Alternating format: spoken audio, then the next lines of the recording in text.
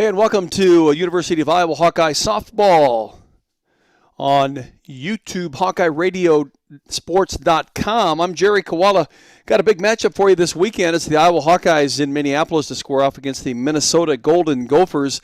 They have had some light rain going through Minneapolis at the present time. There was some talk about a delay, but from what I understand, they're going to get this first game started at 5 o'clock. Light rain as it is, still it can be awful annoying and can make a hazard of things for any sporting event, especially softball and or baseball.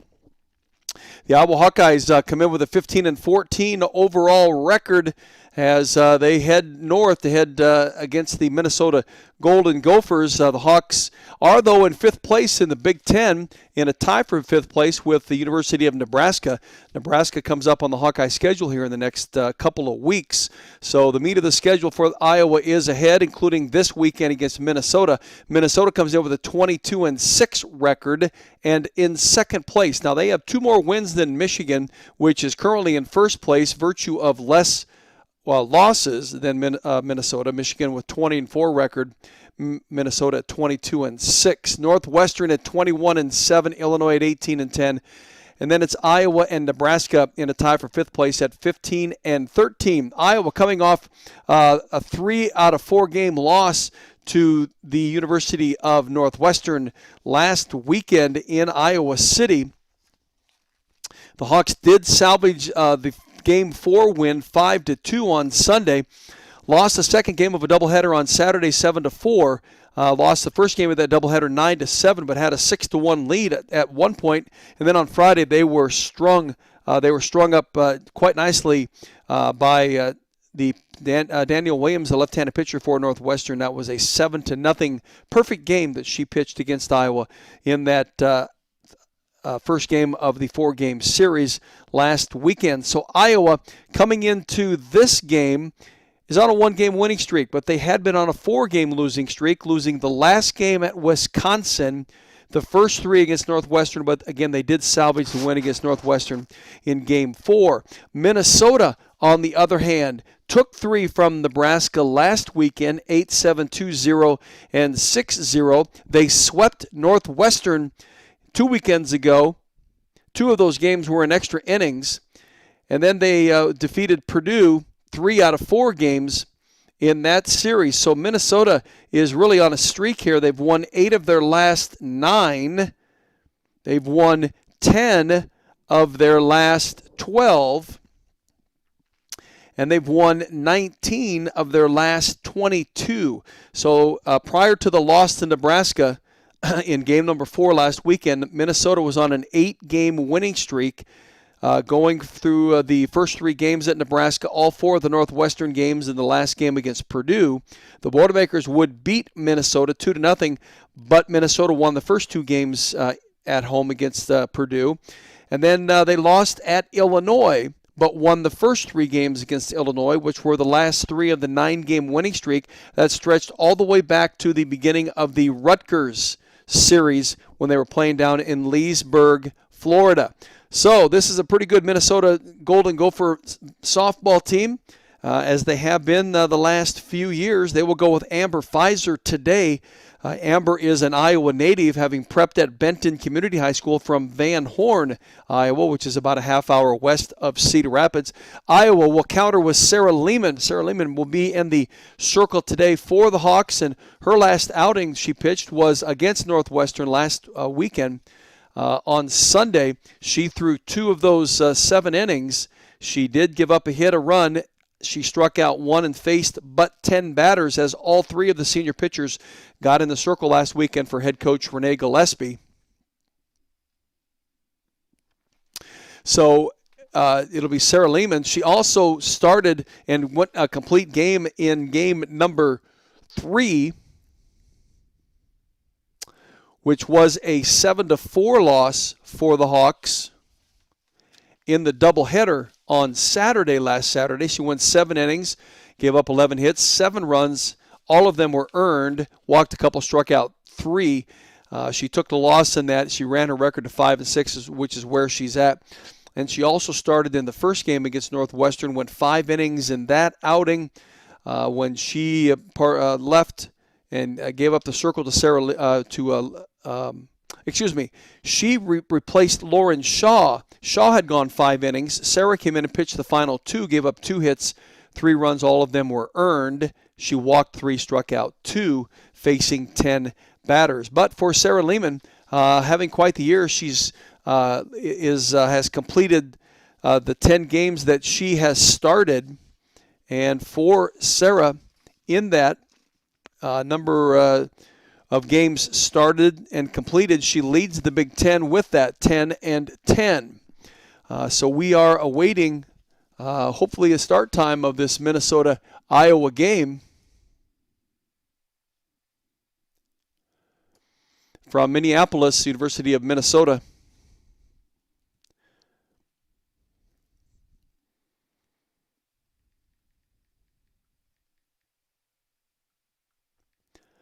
Golden Gophers and the Iowa Hawkeyes. The Hawkeyes, they'll be batting first, so Briley Klosterman will lead it off for the Hawks. Briley moved into the leadoff spot back in the third game of the Wisconsin series. So those last 2 games against Wisconsin and then all 4 of the games against Northwestern. Briley really does make things happen from the number 1 batting position. Riley Sheehy will bat second, playing left.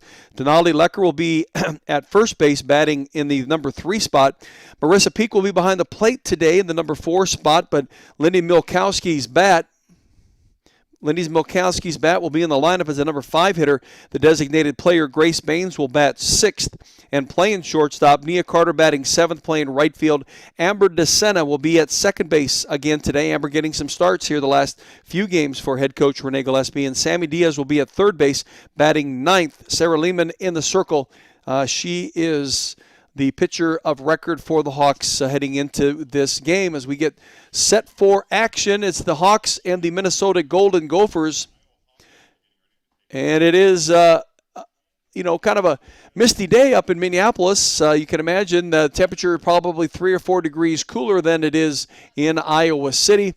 But still definitely playable conditions for this softball matchup. Minnesota comes in as in the number 2 spot in the Big Ten at 22-6. So this really a big matchup for the Golden Gophers to remain with Michigan. Now Michigan, I'm not sure that they'll make up those 4 games against Michigan State or not. That was the series when they had the COVID issues going on. So that'll leave Michigan in the number 1 spot right now. And again, there's no tournament that they'll have to worry about, so there is going to be a regular season champion. Iowa is right there, although 5 games behind Michigan in the win column and 9 in the loss column. So this is a key series for both of these softball teams coming in. The Hawkeyes lead the series 59 wins to 58 losses, but Minnesota has won the last 12 games against the Hawkeyes. The last time they met, though, was in 2019, and Minnesota swept the Hawkeyes in that series. As you can imagine, that would be part of the 12 wins in a row for them coming into this game. This really is a beautiful facility. Jane Sage Coles Stadium. Minnesota's pumped a bunch of money into the facilities up here, their softball, their baseball diamond, which just sits right behind the softball diamond. And then the outdoor track as well is quite nice as they build a new press box and put a new all-weather track up for the Minnesota Golden Gopher track squad. So we head into action here. It's 5 minutes after the hour of 5 o'clock. Again, I'm Jerry Koala. We've got softball action for you. It's the University of Iowa and the Minnesota Golden Gophers. Briley Klosterman will step into the left-handed batter's box to get things started for the Hawks. Briley had 2 hits in the Northwestern series. Though both of them were singles, and in games 2 and 3, she had 2 RBIs in that third game for the Hawks, in which they scored 7 runs, were just unable to come up with the win. Amber Pfizer in the circle for Minnesota throws a first strike pitch to Briley Klosterman, and we are underway.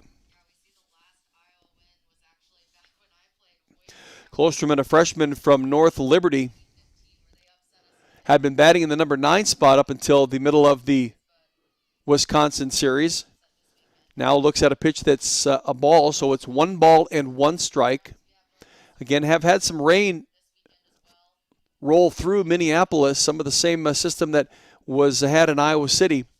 So it went north. Actually, it's an 0-2 count on the freshman Klosterman. Here's the 0-2 pitch that is outside by Amber Pfizer. Pfizer coming in, starting her 132nd game in her career.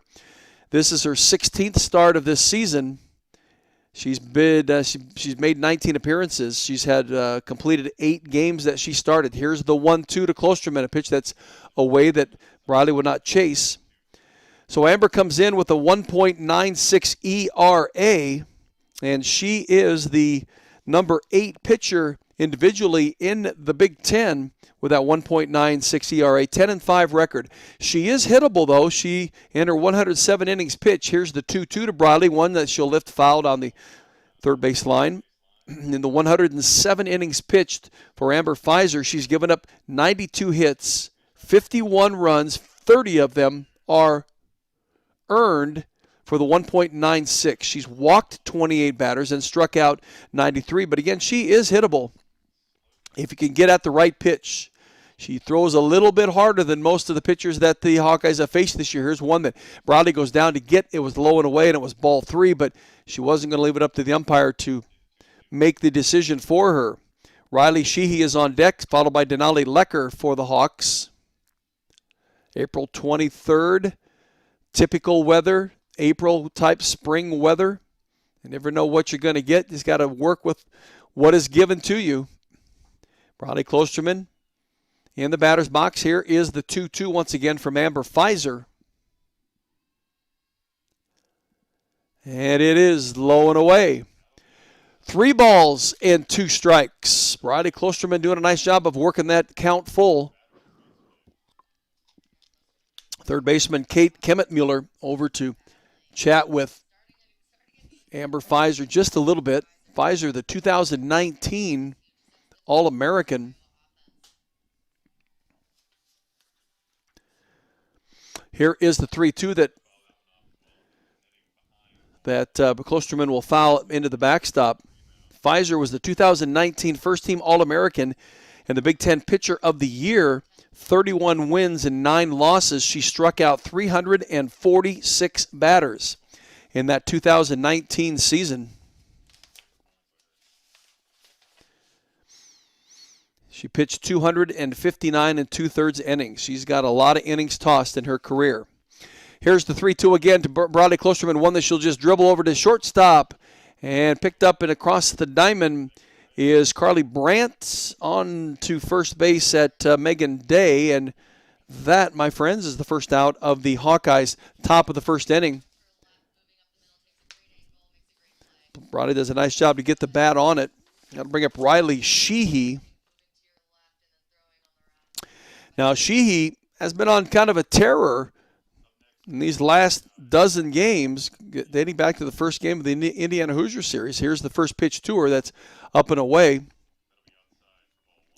In the Northwestern series, she had 4 hits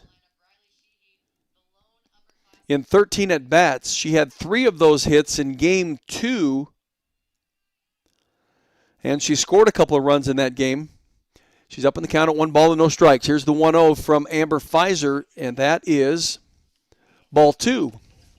So as you look back at Game 2, in which Riley Sheehy had the 2 hits, she was part of the 5-run scoring first inning for the Hawks. She singled and scored. She would single and score in the 4th inning as well. Here's the pitch that's down and away, so it's ball 3.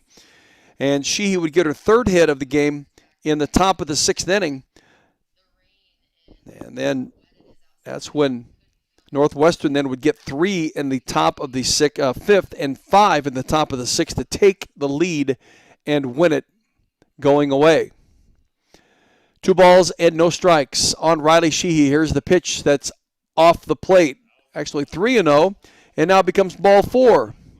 So Riley Sheehy draws a walk in her at-bat, and for her, that is her 11th base on balls on the season, and she's at first base, and it'll bring up Denali Lecker. This is a good matchup between Lecker and Amber Pfizer.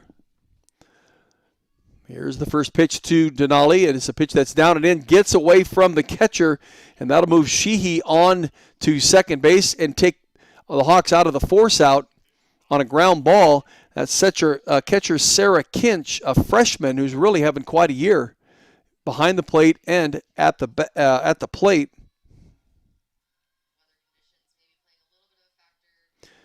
So we're going to call it a pass ball. I'm not quite sure that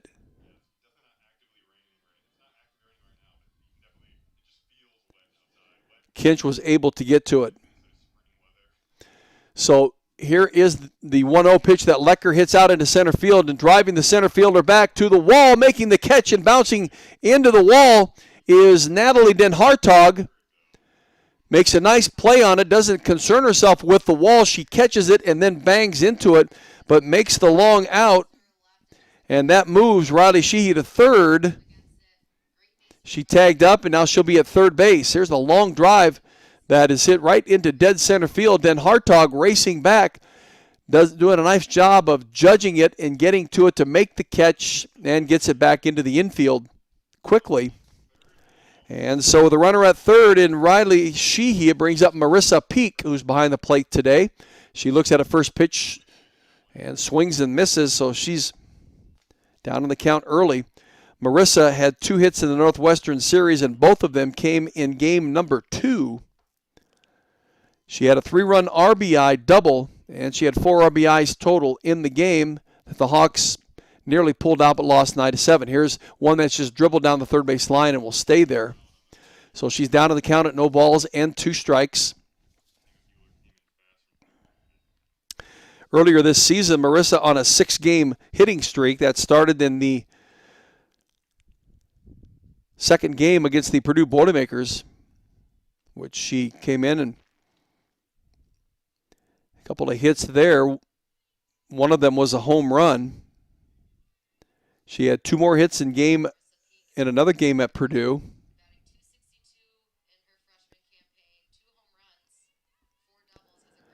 But on a 6-game hitting streak that lasted through the Indiana series. Down in the count at no balls and 2 strikes, one that's away. She will not chase it. She did go on a little mini hitting streak in games 2 and 3 against Wisconsin. She had 2 hits, one of them a double as a designated hitter in game number 2 in the first game of that doubleheader, and then played first base and designated hit in game number 3. Here is the 1-2. Again, she will not go out and chase it.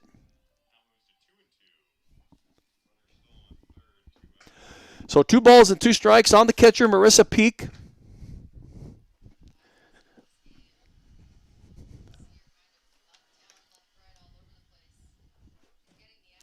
So she turns the squares like she's going to bump, but she'll pull the bat back, and she does. Here's a pitch that's on the inside, and it's ball 3.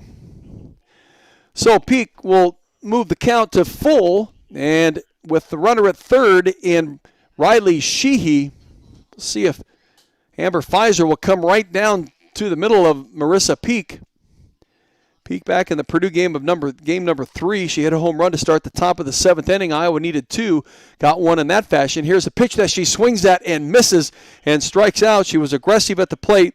And a pitch that Amber Pfizer just blows by her. Well, we're through the first half inning of this 4-game series between the Hawkeyes and the Minnesota Golden Gophers. Riley Sheehy got on in a walk, and she made her way to third base and was stranded there. We'll head into the bottom of the first inning. Minnesota will come to the plate. They will send Ellie Jensen, a junior left fielder, when play resumes.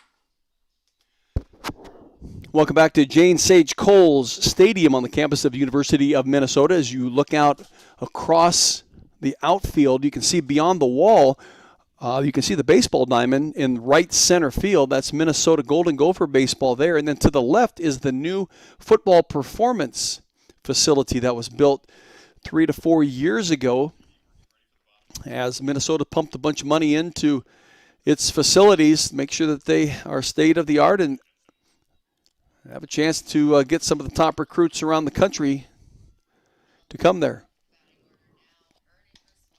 Sarah Lehman in the circle for the Iowa Hawkeyes. Sarah coming into the game. This will be her 11th start of the season, her 14th appearance, and she is now behind in the count.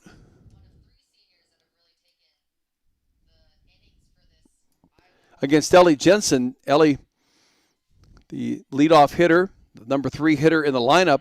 Here is the 2-1 that is now 2 balls and 1 strike now. Ellie Jensen, a .294 hitter. She has 15 hits and 51 at-bats. She has scored 11 runs, no extra base hits. She has 5 RBI. Here is the 1-2 to Ellie. It's up and away from Sarah Lehman. Sarah was 78 in the 3rd innings pitched. She's pitched the most of the 3 seniors this year. She's given up 59 hits, 32 runs, 26 of them earned. She now with a 2.32 ERA, and Sarah, the number 14 pitcher individually around the Big Ten. At this point in the season, now it's a 3-ball and 2-strike count against Ellie Jensen.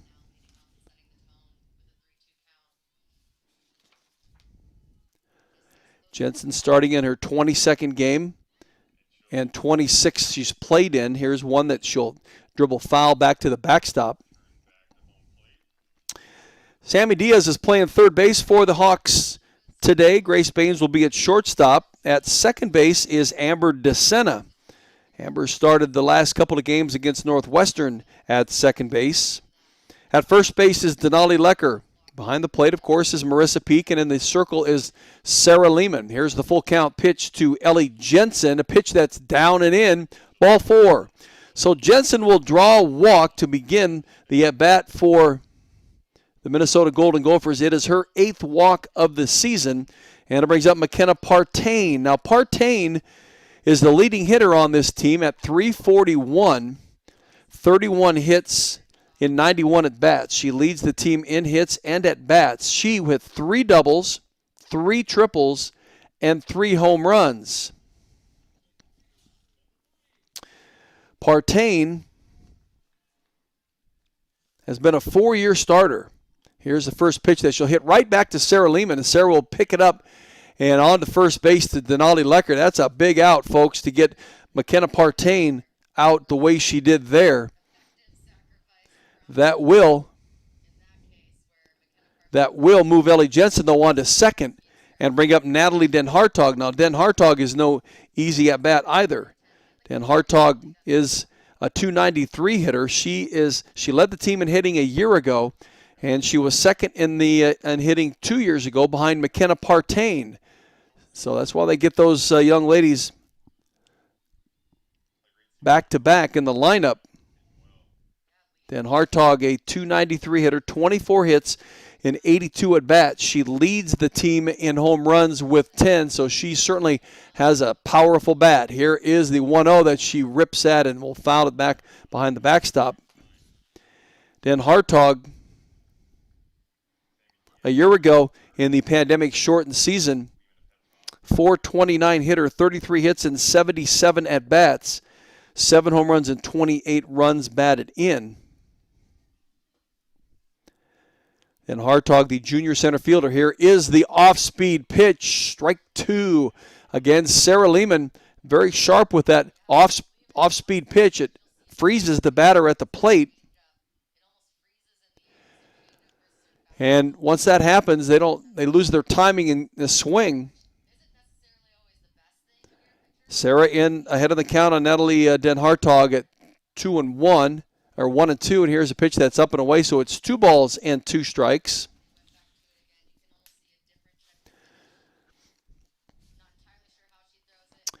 in the 2019 series.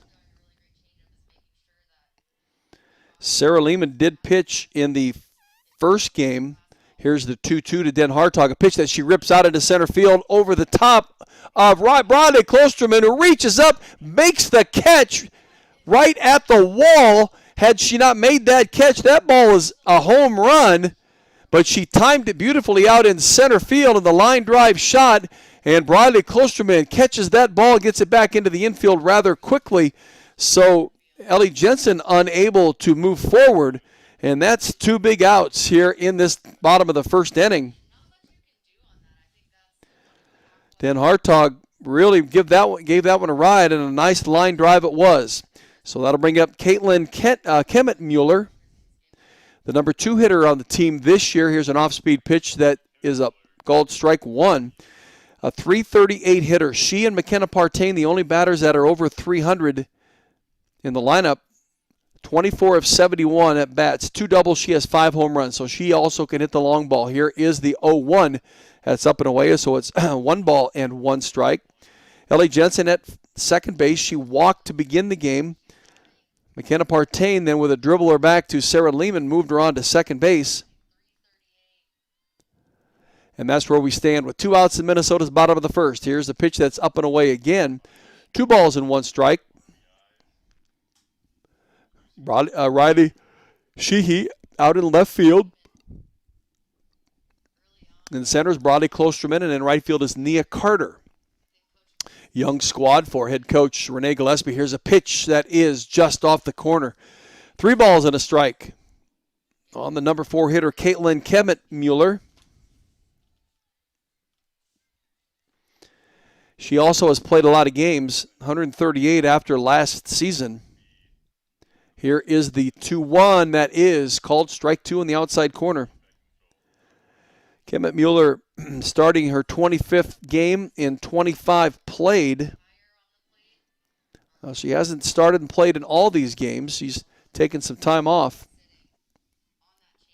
Got a full count here going on Kemet-Mueller. Here is the 3-2, a pitch that's an off-speed pitch, hit out into right field. Nia Carter will get up underneath it, make the catch, and that ends Minnesota's bottom of the first. They get a runner on, can't move her across. So after 1, we're scoreless. The Hawks coming to bat. Lindy Milkowski, Grace Baines, and Nia Carter when play resumes.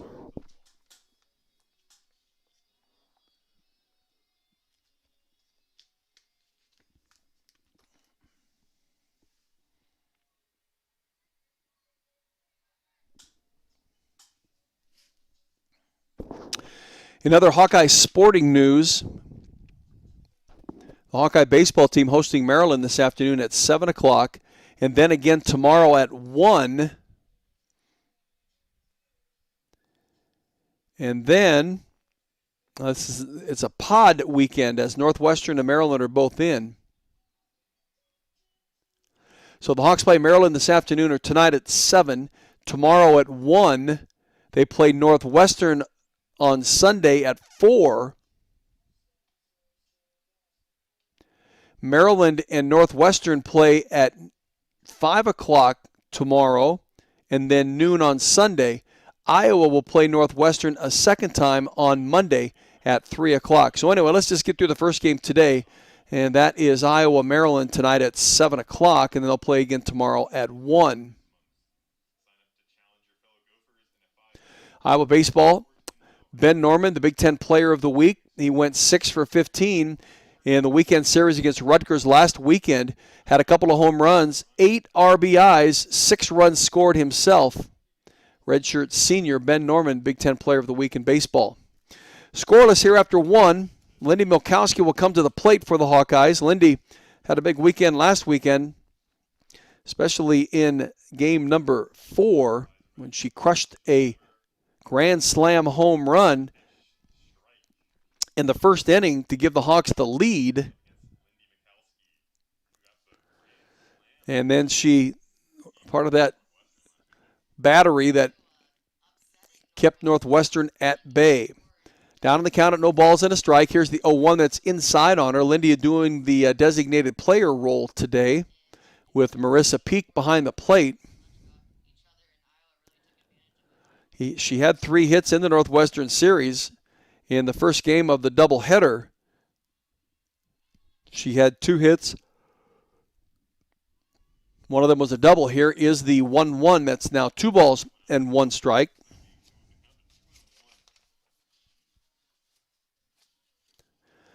Mikulski hit that grand slam home run in the bottom of the first inning last weekend in Game 4. She was 0 for the day in Game 3, but in Game 2, here is the 2-1. That's down and in, so it's 3 balls and 1 strike. In game number 2, when the Hawkeyes jumped out to a 5-0 lead, had as much as a 6-1 lead, and then ended up losing that game, Mikulski singled and scored in that first inning, part of that 5-run first. She then doubled in her next at-bat, which was an RBI double, scoring Bradley Klosterman, and then she would promptly strike out twice. Here's a line drive right out to Den Hartog in center field, so it's the first out of the Hawkeyes' top of the second inning. Of course, as I'd mentioned, she's a hittable pitcher. You just got to go right to the plate, swinging the bat. When we were up at Minnesota in 2000, I guess they was down in Iowa City in 2019. It was 2018 when we were there, and a couple of really good Minnesota teams took care of the Hawks in both of those series. Grace Baines at the plate now for Iowa. 159 hitter. She's on a 2-game hitting streak. She had singles in each of the last 2 games against Northwestern. Here is the 1-0 to her that's down and away, so it's 2 balls and no strikes. Baines, a freshman from Kansas City, Kansas. Had a 7-game hitting streak earlier this year, from the Maryland series through the end of the Purdue series. Here's the 2-0 to her. That's right down the pipe, and it's strike 1.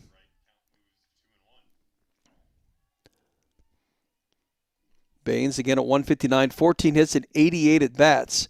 She has 5 doubles on the season.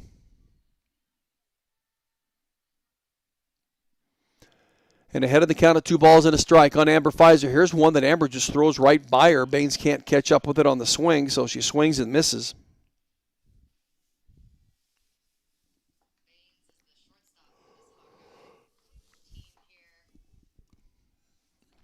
Even count at 2 balls and 2 strikes on Grace Baines. Here's the pitch from Amber Pfizer's down and in on her. Gets away from Kinch behind the plate. So it brings up a 3-ball and 2-strike count on Grace Baines. Baines, part of that 4-run scoring first inning in game number 4 against Northwestern, as she walked but was stranded at second base. And then she would ground out in their next 2 at-bats. Here is the 3-2. And she looks at a pitch that's up and away, so it's ball 4. So that is the first walk of the day for Amber Pfizer, and for Amber on the season is her 29th base on balls, and it puts Grace Baines at first base. It brings up Nia Carter. Nia's been bouncing around in that lineup a little bit, but no matter where you put her, she can make things happen. Got a teammate in Grace Baines at first base after drawing the walk. Here is the first pitch to her that she'll foul into the backstop. Now Nia Carter, third leading hitter on the Hawks team this year at .290, 27 hits, 93 at-bats, leads this team in hitting. She's the 37th individual hitter in the Big Ten. Lexi Blair, Michigan, the top hitter at .464. Here is the 0-1 to the sophomore Nia Carter from Rancho Cucamonga, California. Again, a chilly day in Minneapolis. Downright cold, if you will. Got a little breeze going. And temperature-wise, 46 degrees. Here is the 1-1 that Nia looks to bunt, pulls back the bat, and then it's called strike 2 on her. 46 degrees, the wind out of the south-southeast, very light. They've only had 0.2 of an inch of rain, but enough to make it semi-miserable, but it is chilly. You sit out in that temperature for any length of time, you're bound to get cold. You can see people are dressed in layers as they sit into the stadium. Here's one that's lifted down the left field line and in foul territory. Making the catch out there is Ellie Jensen for out number 2 for the Hawks in this top of the second inning. It'll bring up Amber DeSena. Again, DeSena, she started 2 games against Northwestern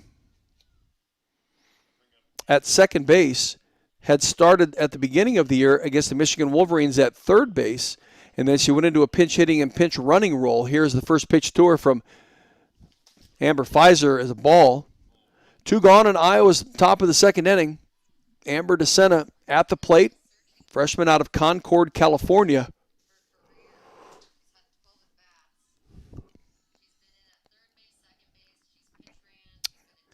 At first base is Grace Baines. Here's a pitch that's down and away. Nice tight strike zone by this home plate umpire as Amber Pfizer's twice looked back into home plate just to see where that ball ends up and in, somewhere near a strike zone as she's trying to get established. Amber DeSena. Here is the 2-0 that she'll lift fouled on the first baseline. Back in the Indiana series, she pinch hit in game number 2, reached on an error, had a stolen base, and in game 4, she also pinch ran for Ashley Hamilton, who had just walked, and that ended in a no result. So she'd been relegated to a pinch running role through most of the season. Head coach Renee Gillespie giving her a shot at second base. That's where Arely Bogart would be playing if she was in. Here's a pitch that's up and in, but it's called strike 2, and it's a 2-ball and 2-strike count on Amber DeSena. DeSena has no batting average to speak of, 0 for 12 coming into the game, but she has scored 6 runs in those pinch running roles.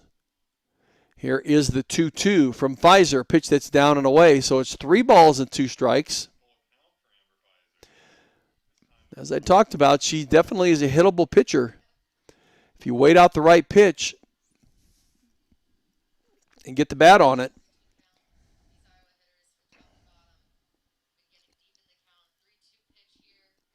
So here's the 3-2 to Amber DeSena. Grace Baines at first base after walking. 2 down. Here's the pitch that is on that inside corner called strike 3. So that's the first strikeout of the game for Amber Pfizer. 3rd out in the Hawks' top of the second inning. We go into the bottom of the second inning. It'll be Sarah Kinch, the freshman catcher, and the number 5 batter in the lineup for Minnesota when play resumes. Scoreless heading into the bottom of the second inning.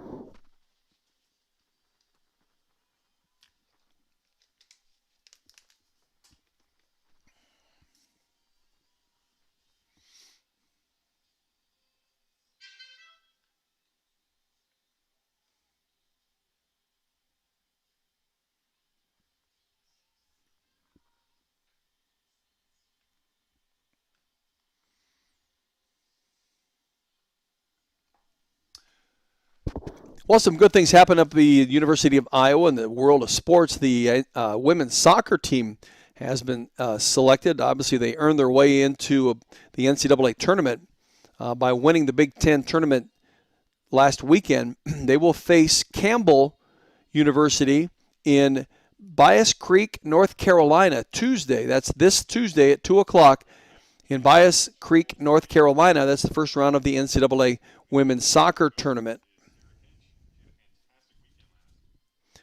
Sarah Kinch at the plate for the Minnesota Golden Gophers, freshman catcher.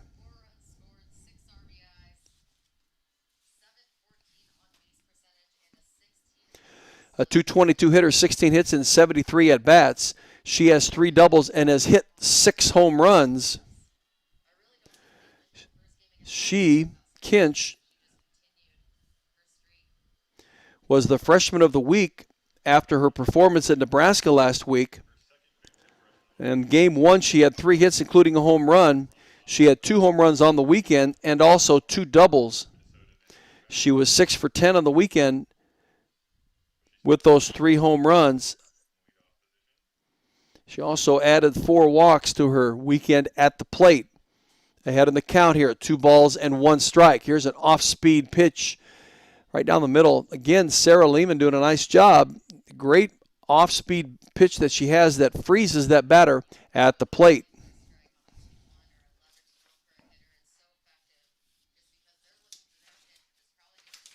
Here is the 2-2 that Kinch will dribble down the third base line.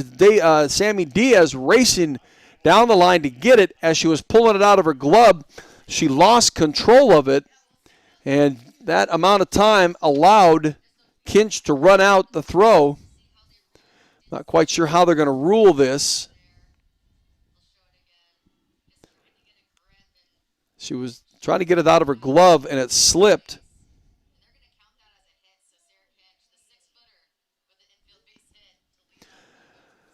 So Sarah Kinch now will be credited with a hit. Diaz does a nice job to charge down the third base line to get to it. So with nobody out, there is a runner at first and freshman Sarah Kinch, and it brings up Chloe Evans. Chloe Evans, the designated player.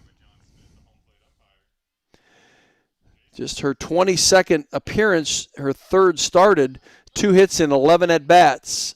She scored 9 runs. Here's one that she'll lift up into the air. Short right field. Nia Carter moving in and making the catch for the first out of the Minnesota bottom of the 2nd inning.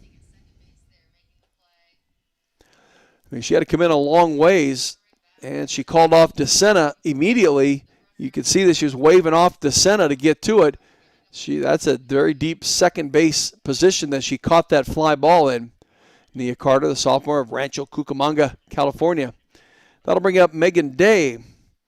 Megan Dre, is a transfer from North Carolina. Graduate transfers, hitting .209 with the Golden Gophers. 9 hits and 43 at-bats. 3 doubles and a home run to her credit. Here is the 0-1. That is now strike 2. So Sarah Lehman getting ahead of the batter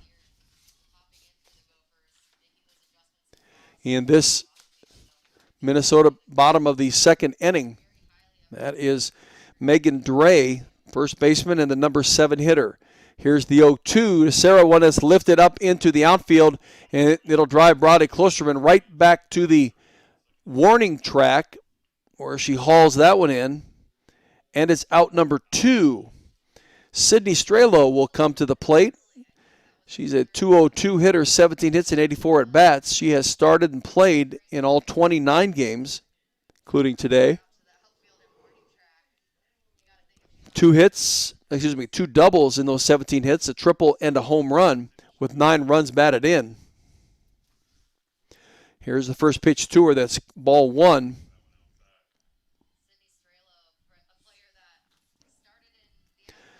Strelo, a sophomore, playing right field. Up in the count at 1 ball and no strikes. Here is the 1-0 that bounces in front of Marissa Peak and on down to second base. Kind of a hesitation move, but she finally got going. That was Sarah Kinch racing down to second base on the passed ball. Peak does a nice job, though, to get in front of it, but it rolled away from her too far to be able to have any kind of play on Kinch down to second base.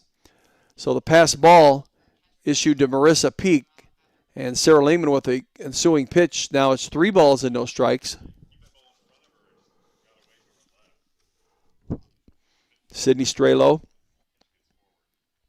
sophomore from Kenosha, Wisconsin. 2-0. Here is the pitch from Sarah Lehman, one that is off the plate. Actually, it was 3-0, and now it's ball 4. So a walk in this inning, and a single given up to Sarah Kinch to begin the inning, puts runners at the corners, and it brings up Carly Brandt. Now, Brandt, the number 9 hitter in the lineup today, of 152 hitter with 10 hits and 66 at-bats. She with a couple of doubles and a couple of home runs on the season. Sarah doesn't want to let this one get away from her.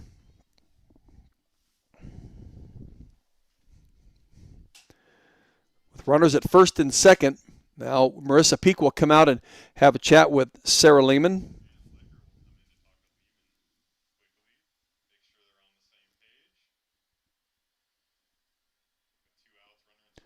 Sammy Diaz, now Denali Lecker coming across. Giving some encouragement. Carly Brandt, shortstop. The senior. Has been involved in a lot of things with the University of Minnesota. They went to the College World Series back in 2018. Here's a pitch that's called strike one, so it's 1 ball and 1 strike. Actually, 2019, they went to the Women's College World Series, their first time ever. Had a 46-14 record getting there. Really a good Minnesota softball team. Here is the 1-1 that bounces in front of Peak. Now on the way to third base, Sammy Diaz will drop it. She had it in her glove and then dropped it. Couldn't squeeze it as she was trying to get the tag made on Kinch. It got away from Peak just a little bit.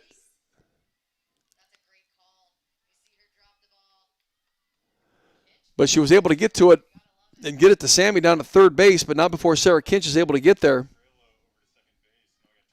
So another pass ball issued to Marissa Peak. Here is the 2-1 to Brandt. Now it's 3 balls and 1 strike. With runners now at second and third, Sydney Strelo also moved up from first base on the pass ball. So here is the 2-1 from Sarah Lehman that's lifted foul by Strelo and out of play. So 2 balls and 2 strikes. Strelo with 9 runs batted in on the season. Again, 17 hits and 84 at-bats. Able to put it in play. Here's a pitch that's down and in, and it's ball 4. Peak with a quick throw down to third base to try to get Kinch off. She was straying off, but it didn't happen. So now the bases are loaded after this walk. So that's 2 walks and a single issued in this bottom of the second inning. It'll bring up the top of the order in Ellie Jensen. Jensen walked in her first at-bat. There are 2 outs in Minnesota's bottom of the second inning. Head coach Renee Gillespie making her way out to the circle. Talk to the infield, get them squared away. They need to get this third and final out without giving up a run. Minnesota capable of scoring lots of runs. They lead the Big Ten in home runs with 32. And to tell you how large that is, the second place team with home runs in the Big Ten is Michigan with 21. And the lineup is such that Ellie Jensen, the leadoff hitter who is at the bat now, has not hit a home run.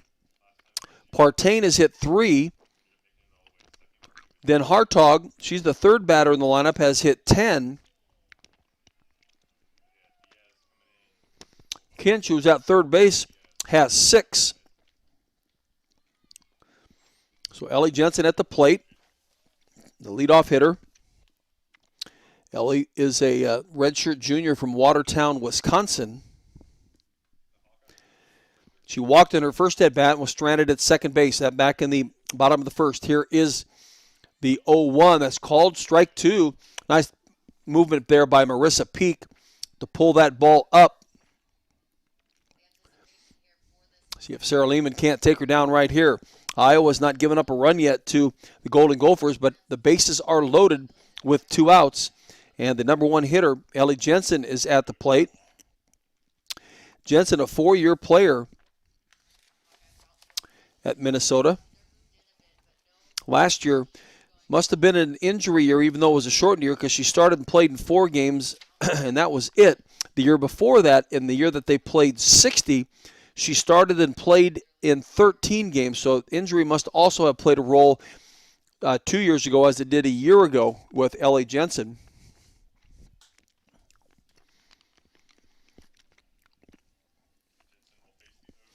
So Sarah Lehman getting back in the circle, towing that rubber. Ahead in the count here at 0 balls and 2 strikes on Ellie Jensen. 294 hitter. Walked in her first at bat. So here's the 0-2 from Sarah Lehman, a pitch that's down and away. Marissa Peak doing a nice job of getting in front of that ball as it hit the turf.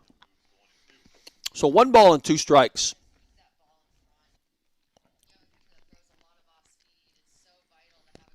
On the leadoff hitter, Ellie Jensen. Here is the 1-2 from Sarah Lehman, down and away.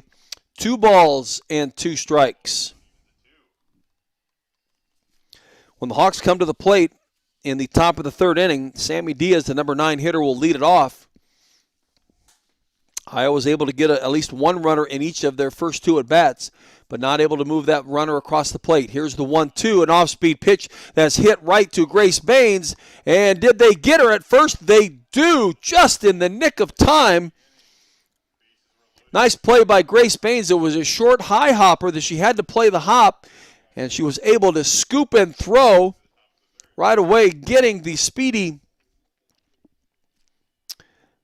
Ellie Jensen just barely, but it does happen. And that ends Minnesota's bottom of the 2nd inning. They load the bases, can't get a runner across. We'll head into the top of the 3rd, scoreless, Iowa and Minnesota.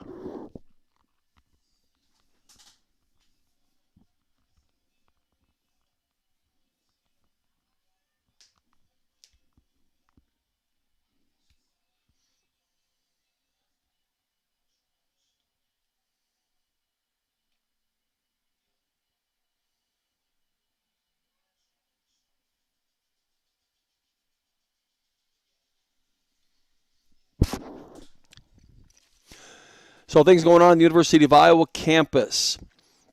The men's and women's tennis teams will be in action in the Big Ten championships. The men will face Michigan State next Thursday. And the men's Big Ten championship is in Lincoln, Nebraska. The women drew the number 4 seed and will be I think they got a double bye and will not play until Friday in the quarterfinals, and they'll face either Nebraska, Maryland, or Rutgers. Maryland and Rutgers face each other Wednesday. That's University of Iowa men's and women's tennis. So Minnesota has made a change out into left field. We'll get that for you here in a minute. Sammy Diaz looking at Amber Pfizer, and she swings and misses. Ellie Jensen has taken a break.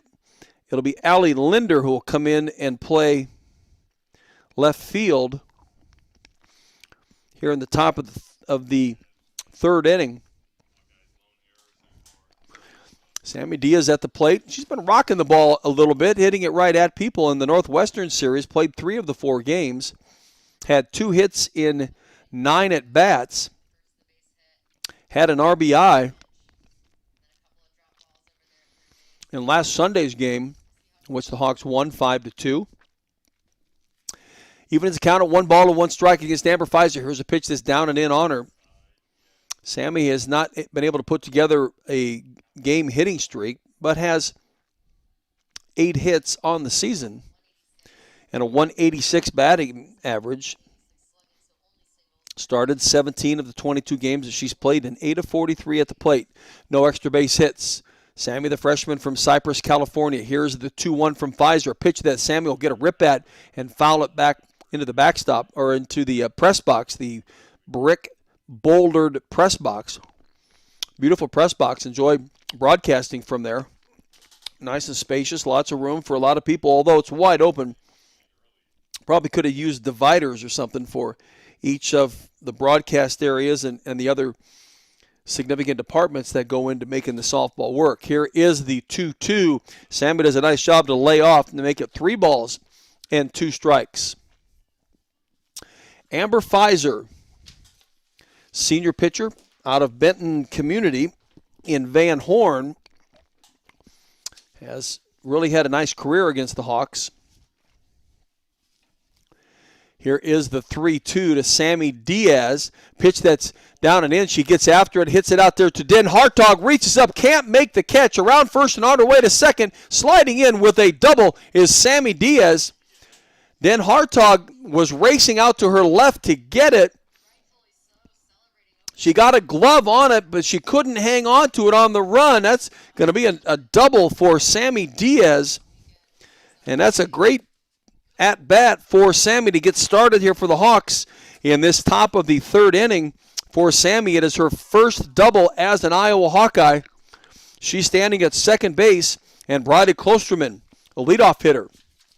Now to play for the Hawks. Sammy scored the winning run against Indiana in Game 4 off the line drive from Riley Sheehy. Here's the first pitch to Klosterman that's called strike one. Briley bounced out to shortstop Carly Brandt in her first at-bat back in the first inning. Had a 2-game hitting streak going. Those were games 2 and 3 against Northwestern, singles in each of those games. Here's the 0-1 to her. She squares to bunt, tries to bunt at it, and doesn't make contact, and so she's down on the count at no balls and 2 strikes. Amber Pfizer now has given up her 18th double on the season. So again, a very hittable pitcher is Amber Pfizer. No balls and 2 strikes now on Briley Klosterman. Pitch that's up and away. Briley will not chase it. Sammy Diaz at second after just doubling. Amber Pfizer, her freshman year, she pitched 87 2/3 innings, but then she really turned it up in her sophomore year in 2018, 244 1/3 innings, and even more so in 2019, 259 2/3 innings. Here's the 0-2 to Briley that's inside. So it's 2 balls and 2 strikes.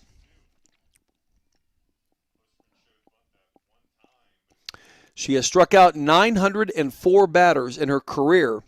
In 2019, the year she was an All-American and the Big Ten Pitcher of the Year, 346 strikeouts for Amber Pfizer. Here's the 2-2 to Briley Klosterman, called strike 3. It looked outside to me and even a little bit low, but the umpire liked it, and he's the one that really matters the most. So that, my friends, is the 3rd strikeout for Amber Pfizer in this game.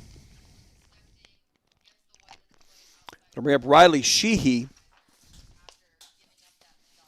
Sheehy, 254 hitter, a 250 hitter, 20 hits and 80 at-bats.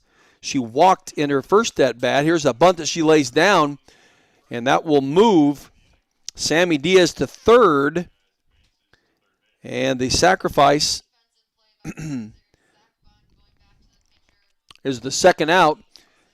Riley does a nice job just to reach out there and poke it, almost beat it out. It caused Amber Pfizer to have to really get on her high horse to get close to that ball, pick it up, and throw out the speedy Riley Sheehy to bring up Denali Lecker. Lecker flew out to Den Hartog in center field in her first at-bat. Takes a good cut at the first one. She's had a nice freshman campaign for the Hawks. She started off the year with a 3-game hitting streak, singles in each of those games in the 2 Ohio State games, and then the first game against Michigan. Tapered off a little bit, had a 3-hit game against Penn State and 3 RBIs due to a double. Here is the 0-1 is pitched, and it's dribbled off the end of the bat. Amber Pfizer will take it to first unassisted as the first baseman had come off to try to get it herself, so there was nobody to cover. So Amber picks it up, touches the bag, and that ends the Hawkeyes in the top of the 3rd inning. They get Sammy Diaz to third after she started off with a double, but that's as far as she could get. We'll head into the bottom of the 3rd inning. McKenna Partain will be the first batter. She's the number 2 hitter in the lineup for Minnesota when play resumes.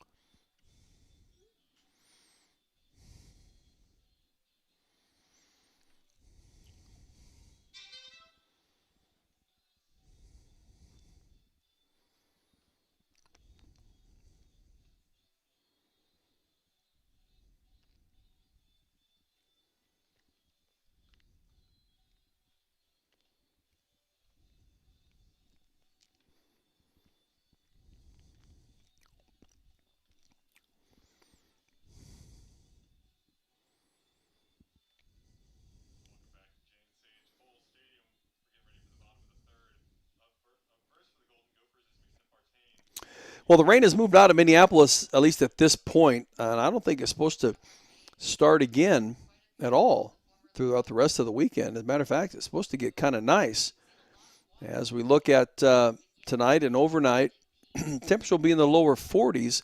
By game time at noon tomorrow, the first game of the doubleheader will be 44 degrees, a bit cooler than it is now, but no rain expected at all. And the high temperature tomorrow will reach right around 50 degrees, which means it'll get up to about 55. So, that's very tolerable. Then Sunday be a little cooler, but still no rain for this series. And, you just got to relish the fact that you can go to Minnesota in the middle of April, go anywhere really, and try to play an outdoor sport and get away with it without Mother Nature getting involved. So it's McKenna Partain who dropped one back to Sarah Lehman in the circle to begin her first at bat back in the first inning. Partain leading this team in hitting at .341. If she hasn't led them in hitting in each of the first 3 years that she was at Minnesota, she was the number 2 hitter. 31 hits, 91 at bats, 3 doubles, 3 triples, 3 home runs, 12 runs batted in. Batting in the number 2 spot, the left-handed hitter here is the 0-1 that hits her. Sarah trying to do a little off-speed pitch, and it hits Partain in the back of the right arm. And for McKenna, it's the 4th time that she's been hit by a pitch this year.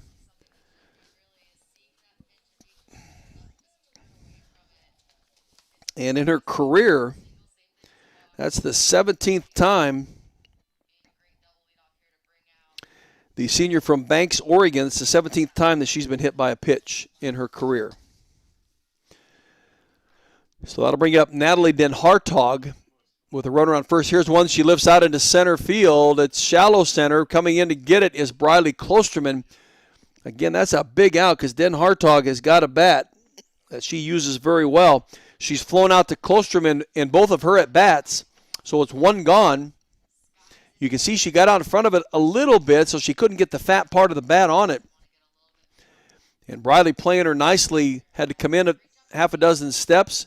Not in so much as just that she had to move a half a dozen steps to get to it. As the wind is playing with a little bit, not a very strong wind, but just enough to move that softball around.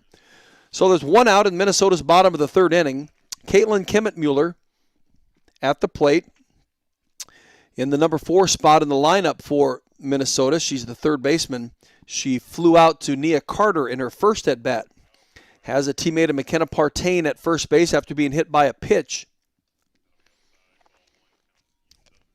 Now it's 1 ball and 1 strike on Den Hartog. In the Purdue series,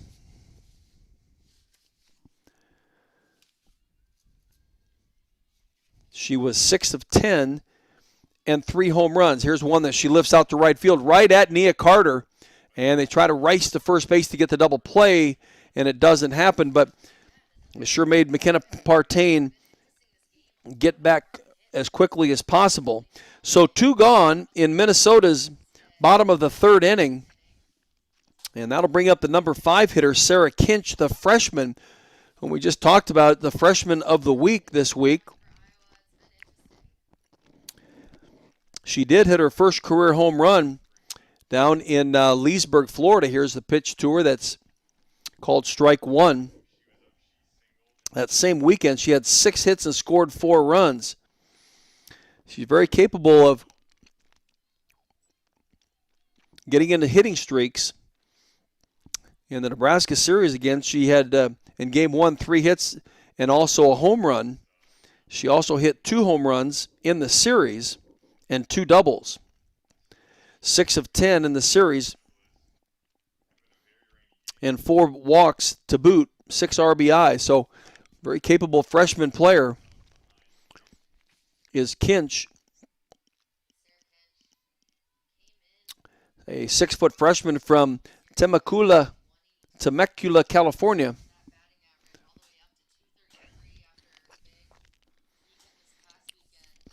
Count even at 1 ball and 1 strike. Marissa Peak now looking at her wristband behind the plate. Not quite sure if she was confused about the pitch call that came in. Took a little while to get back into the stance. Here is the 1-2 now on Kinch from Sarah Lehman, a pitch that's up and away. She doesn't chase it. Minnesota's gone through another coaching change, but it's a very familiar person to the program. Piper Ritter is in her first season as a head coach, but a 14th with the Minnesota Golden Gophers as a coach. Here's the pitch that's fouled into the backstop. She was spent the last 13 seasons as the pitching coach, and she also was a Minnesota pitcher back from 2001 to 2004. She held career marks in strikeouts, innings pitched, games played, and wins for a few years until those were all broken in the last 10 years. She pitched herself 5 career no-hitters. So no stranger to the Minnesota Golden Gophers program. And when Jamie Traxel left for Ole Miss after 3 years, I guess it was an easy elevation to bring in Piper Ritter. 3 balls and 2 strikes on Kinch. Here's one she lifts up into the infield. Sarah Lehman getting up underneath it, and Amber DeSena coming in from second base, but it was right in the circle. Sarah didn't have to move at all to make the catch, and that ends Minnesota here in the bottom of the 3rd inning. We're scoreless. The Hawks have been threatening in each of the first 3 at-bats. We'll see if they can't make that threat become real, get some runs across. When we return in the top of the 4th inning, it'll be Marissa Peak, Lindy Milkowski, and Grace Baines.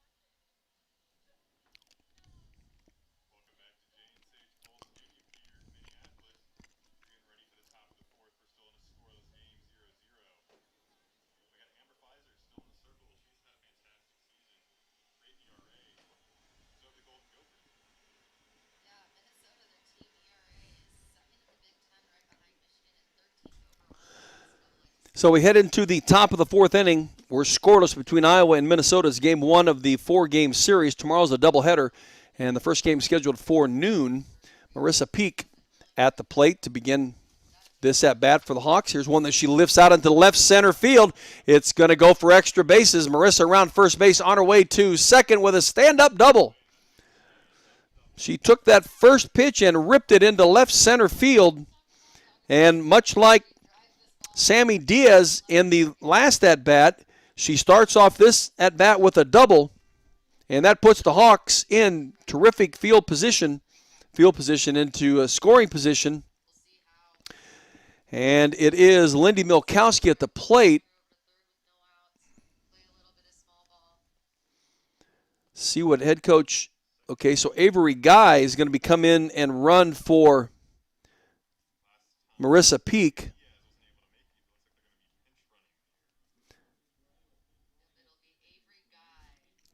She'll be running for Marissa Peak here in the top of the 4th inning. Peak just doubled, and for Marissa, it's her 5th double of the season. She's been making use of those doubles. Her last double was a 3-run three RBI double back in game number 2 of the Northwestern game. And she had a couple of doubles back at Purdue in game number 4. Here is the pitch that's up and in on Lindy Milkowski. Now they're appealing out to the second base umpire.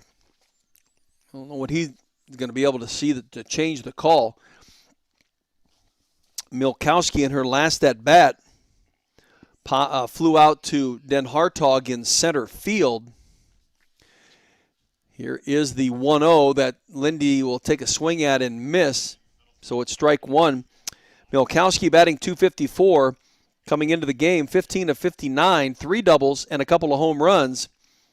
One of the home runs, a very memorable one in the fourth game of the Northwestern Series when she slugged a grand slam home run in the bottom of the first inning to give the Hawks that 4-1 lead. In game number 4, they held on to win it 5-2. 1 ball and 1 strike. Here's the pitch from Pfizer. Milkowski turns to bunt, pops it into the air, but too far for anybody to get to, and it hits the screen and the backstop and down on the turf. So it'll be 1 ball and 2 strikes on Lindy Milkowski.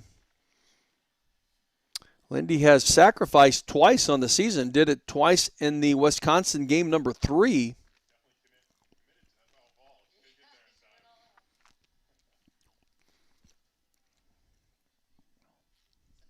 And has a teammate at second base in Avery Guy who's running for Marissa Peak. Peak just doubled to begin the top of the 4th inning. Down in the count at 1 ball and 2 strikes is Lindy Milkowski. See if she can't come through here against Amber Pfizer. Here comes the pitch from Pfizer and a swing and a miss. And that will be all for Lindy Milkowski in this at-bat. It's the 4th strikeout for Amber Pfizer and the first out of this inning. See, it was kind of an off-speed pitch. You could see that Lindy was kind of leaning forward to begin with, and then that ball slipped by her. She takes a swat at it and misses. Grace Baines now will step to the batter's box. Baines walked in her first at-bat and was stranded at first base.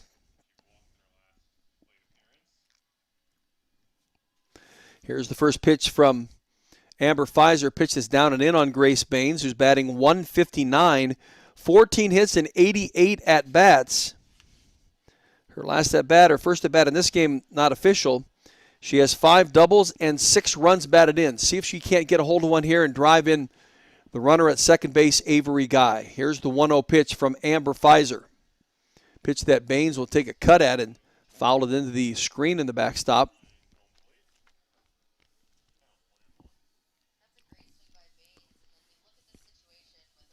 So 1 ball and 1 strike on the freshman from Kansas City, Kansas. On a 2-game hitting streak coming into this first game. Singles in both the 3rd and 4th games against Northwestern last weekend. Walked even and was hit by a pitch in that game number 3. Here is the pitch that's down and in, bounces off of the catcher, and that allows Avery Guy to move up to third base. Kind of changes things. It does change things a lot as she'll get there on the wild pitch. That ball bounced in front of the catcher, Kinch.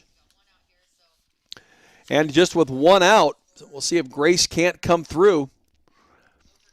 You're going to have some alert base running by Avery Guy as well if there's something that's hit to the opposite field, especially in the infield. Here's the 2-1 to Grace Baines from Amber Pfizer. A pitch that Baines will lift up into the outfield. Will it drop? It does not. Nice catch out there from second. Wow. Excellent play by McKenna Partain. She reaches up, catches it, and then falls to the ground. I mean, it couldn't have been any more perfectly played by Partain. Avery Guy probably should have been tagged and then moving as soon as that catch was made. She would have had time to make it home, but not quite sure where she was at. Maybe she was a couple of steps down the third base line, hard to say, but she didn't make any attempt at all, so that just tells me that she wasn't down the line. She wasn't back at third base to tag it. So to bring up Nia Carter after the fly out by Grace Baines. Nia flew out to left field in her first at-bat. Here's one that she'll bounce right to second base, Partain, and she will get Nia Carter at first base, and that will end the Hawks. Here in the top of the 4th, we're through 3.5. The Hawks have left 1 runner on in each of their at-bats. Can't get any runs across. We're scoreless. Heading into Minnesota's bottom of the 4th inning, it'll be Chloe Evans, the number 6 hitter, when play resumes.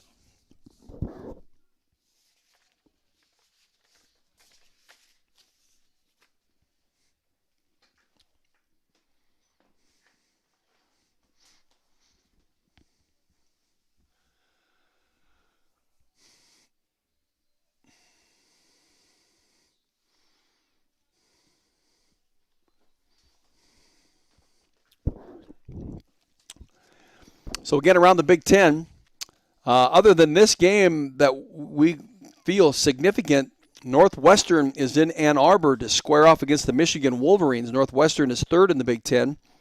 Michigan leads the Big Ten in a 4-game series this weekend. Indiana at Illinois, Purdue at Michigan State, Penn State at Maryland, Rutgers at Ohio State, Wisconsin at Nebraska. And that's key for Iowa, too. Iowa's in the tie for 5th place with Nebraska. These 4 games are very, very crucial for the Hawks, wanting to maintain that upper level status in the Big Ten. Minnesota, the number 2 team in the Big Ten. Sarah Lehman in the circle for the Hawks. She's walked 3 batters, hit a batter, and has issued just 1 hit. Still in the circle, taking a look at Chloe Evans, the designated player. A pitch that's down and away. Ball 1. Bottom of the 4th inning, Iowa, Minnesota, scoreless from Minneapolis. Here's the 1-0. That is called strike 1 on that outside corner right at knee-high level. Tomorrow's doubleheader will begin at noon. First game at noon. Second game at around 2 o'clock, perhaps closer to 2:30, depending on the length of the first game. Here is the 1-1. And a pitch that is ripped out into right field. Nia Carter getting after, doing a nice job of knocking it down on her way to second base. And sliding in for a double is Chloe Evans. Nia had to make a play on it. She had to reach out and knock the ball down. It rolled away from her. And at the same time, Chloe Evans, right around first base, saw it, what Nia had to do. And she wasn't hesitant on anything. She races around first base and gets into second base, sliding. We'll see what the official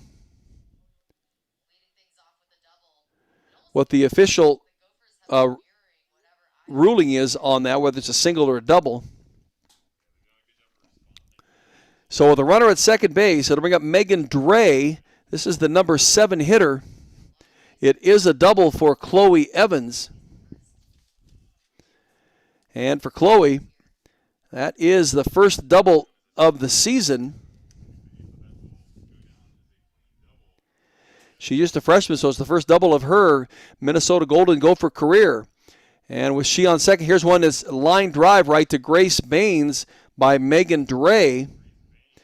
And trying to make the play at second was Amber DeSena, but there was no way she was going to get there to double up on Chloe Evans. And just a little soft toss from Baines to DeSena. So 1 out in Minnesota's bottom of the 4th inning. It'll bring up Sydney Strelo. Strelo walked and made it to second base in her last at-bat where she was stranded as part of that bases-loaded situation. She looks at strike 1 from Sarah Lehman. Runner at second and Chloe Evans, who just doubled to begin this bottom of the 4th inning. Sydney Strelo, sophomore right fielder at the plate with a 1-0 count on her. Here's 2 balls and no strikes. It's 1-1, 1 ball and 1 strike on Sydney Strelo. Here is the 1-1 from Sarah Lehman. And it's an off-speed pitch right down the middle. Boy, that's just such a tremendous pitch for Sarah. She does it so nicely. Even catches me off guard because she uses the same windup. And then right at the last second, you can just see it, the velocity drop a little bit, and the batter freezes at the same time. Here's the 1-2. The pitch, does it hit that inside corner? It does. And it's a strikeout for Sarah Lehman, out number 2 in this bottom of the 3rd inning. That the first strikeout of the game for Sarah Lehman. Couldn't come at a better time, though, with a leadoff double at second remaining, and Carly Brandt, the number 9 hitter. Number 9 hitter coming in to the right-handed batter's box. It's Brandt. Here's the first pitch to her that's up and away. She walked and was stranded at first base in her first at-bat. That was part of that bases-loaded situation in the bottom of the 2nd inning in which Minnesota did not get a run across. We're scoreless. We're in the bottom of the 4th. A 1-0 count on Carly Brandt, the senior shortstop. Here's a pitch that she'll lift up into the infield. Baines is camping underneath it, and she'll make the catch. And that, my friends, will end Minnesota's bottom of the 4th inning. So we head into the top of the fifth. We're at the bottom of the order again. Amber DeSena, Sammy Diaz, and Bradley Klosterman when play resumes. From Minneapolis, the Hawks and the Minnesota Golden Gophers.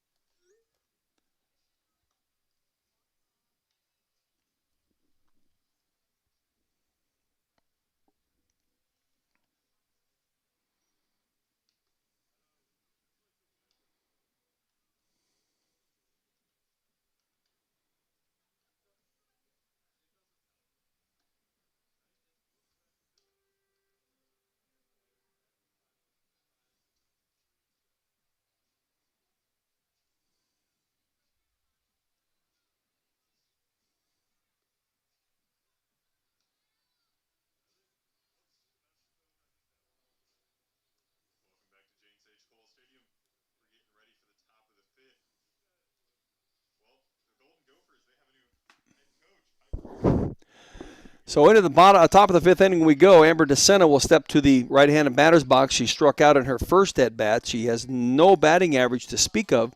She has had 12 at-bats coming into the game. She's spent a majority of her time as a pinch runner. She started 2 games against Northwestern, both at second base, the games 3 and 4. And then her last start as a position player before that was against Michigan back on the 27th of February when the Hawks traveled to Florida. She did score a run at there, and then she spent the rest of the time that she would get on the field as a pinch runner or pinch hitter. Here's the first pitch to her from Amber Pfizer that's up and in on her.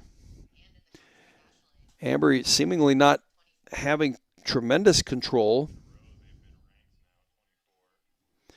Has given up a couple of doubles and walked a couple of batters.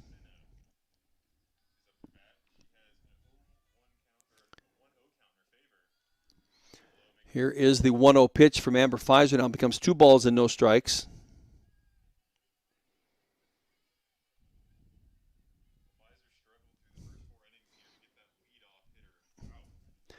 So this is the number 8 hitter for the Hawks. Amber DeSena followed by Sammy Diaz in a scoreless first game with the Golden Gophers. Here is the 2-0 that's now 3 balls and no strikes on DeSena.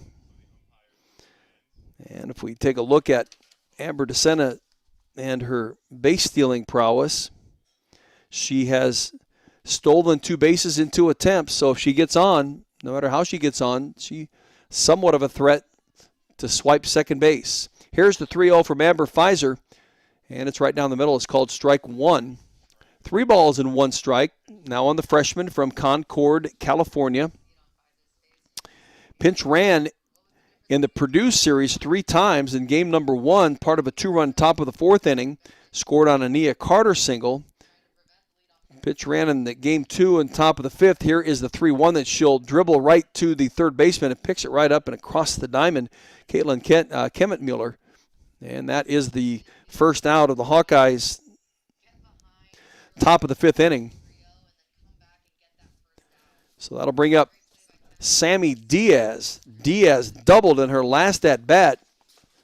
Rocket 1 to center field. She was stranded at third base, though.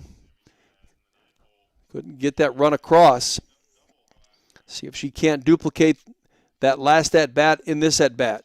1 out. Here's the first pitch from Amber Pfizer, one that Diaz will lift down the right field line. And making the play out in right field is Sydney Drelo. And so 1 pitch and a second out. That by Sammy Diaz. Now we're at the top of the order, and it's Bradley Klosterman. Bradley 0 for 2 in the day. Struck out and grounded out.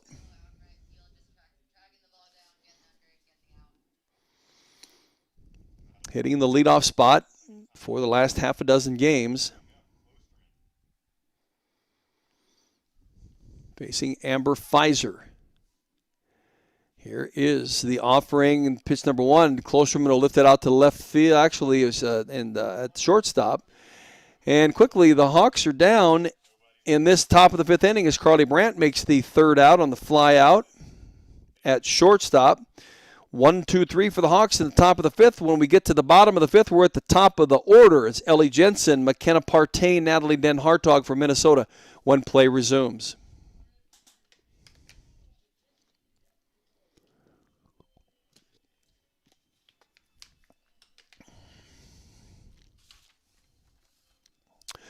So we remind you that next weekend is the second open spring practice for the University of Iowa football team, giving you a chance to preview what's ahead for the coming season in 2021. The Hawks will open up on the 4th of April against the Indiana Hoosiers. It's First Responders Day promotion.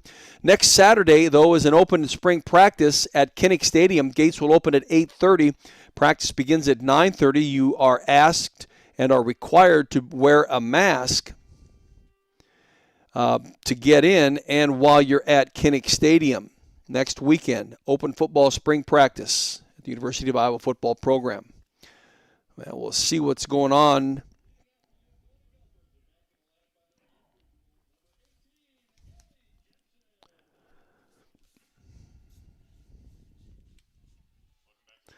So Ellie Jensen, after being lifted by Allie Linder in the third, is at the plate here in the bottom of the fifth inning. The leadoff hitter facing Sarah Lehman. Here is the first offering from Lehman. It's a pitch that Jensen will slap foul down the third base line.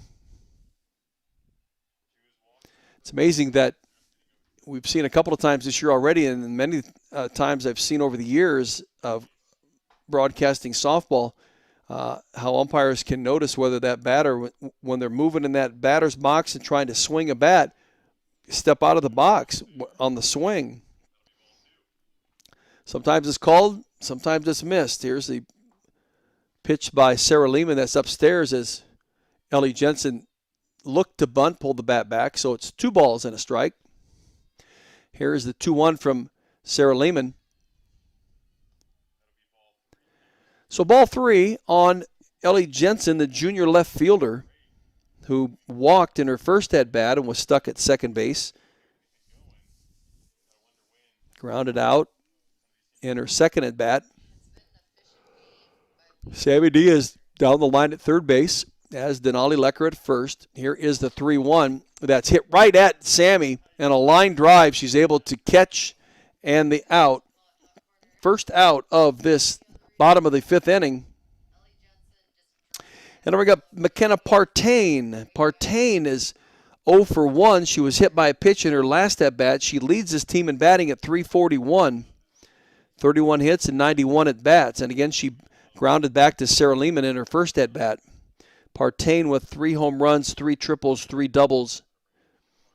9 of her 31 hits are extra base hits. Here is the first pitch to her that she lifts out to left field. And that will push Riley Sheehy back to just short of the warning track. And 1 pitch and a fly out to left field in the second out of this bottom of the fifth inning. Bring up Natalie Den Hartog. Den Hartog, the junior center fielder, has flown out to Bradley Klosterman in center field in their first 2 at-bats. Den Hartog leads this team in home runs with 10. She also has a triple and 5 doubles. So she's got quite a bat. Here's the first pitch that she'll hit to short right field, and Amber DeSena making a great effort at it from second base, diving and making the catch. The umpire right there to be sure that she didn't bobble it. And this was lifted just outside and well short of right field, but Amber DeSena doing a great job of diving to make the catch and the out. And that takes some really good bats out of the Minnesota lineup here, especially at this juncture of the game as we head into the top of the 6th inning. See if the Hawks can't come up with some runs, a run to take a lead and maybe win this game in the first game of these 4-game series. But we'll have to wait and see what happens when they come to the plate. Riley Sheehy, Denali Lecker, Marissa Peak will be at the plate when play resumes.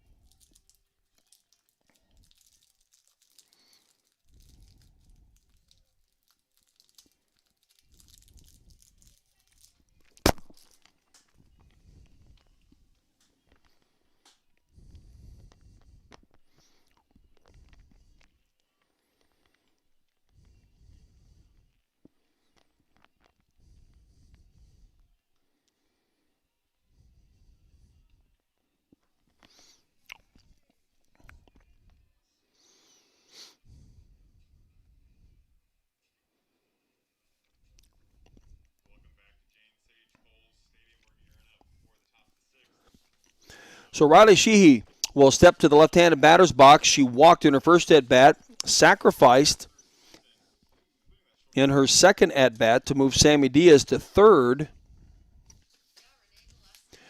And this would be the time, though, for the Hawks to get things moving. At this point of the batting lineup, Sheehy had 3 hits in game number 2 of the Northwestern Series last weekend, 2 runs scored. She also had a stolen base. She had a 5 of 6 game hitting streak going just in front of that. From the third game of the Hoosiers, Indiana Hoosier series, to the end of the Wisconsin series. In that Wisconsin series, it was game 2 that she did not get a hit.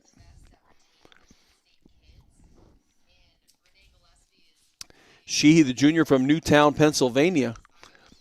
Count at 1-1. Here's one down the left field line and foul.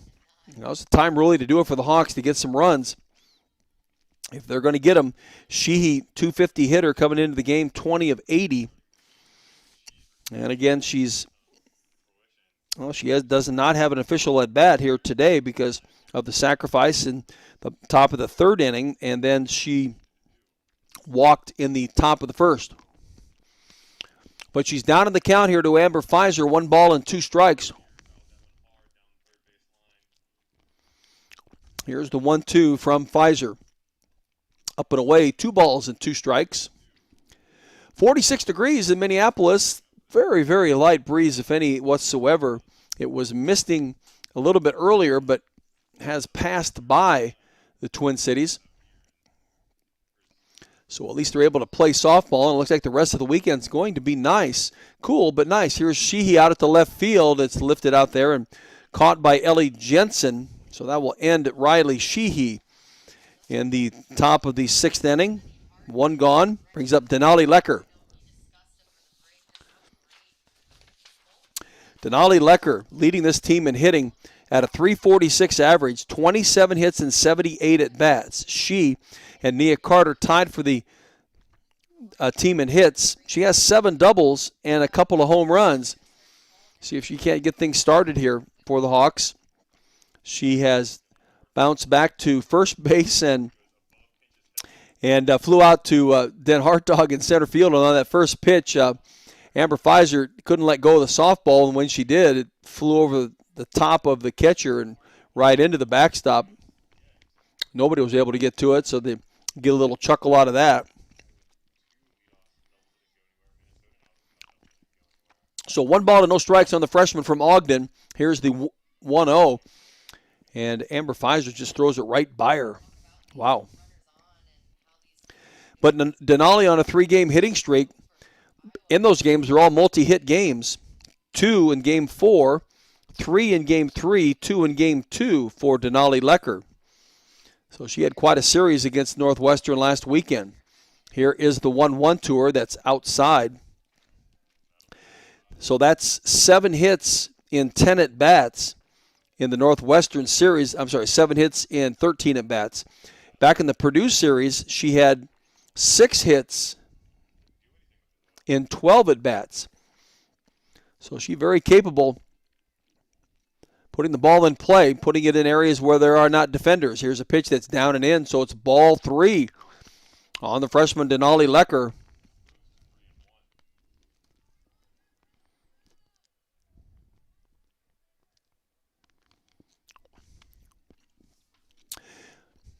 Denali led that Ogden Class 2A softball team to a state championship last summer. Here's the 3-1 that she'll take a rip at and foul it into the backstop. So that makes the count full at 3 balls and 2 strikes. On the season, she has had 3 3-hit games.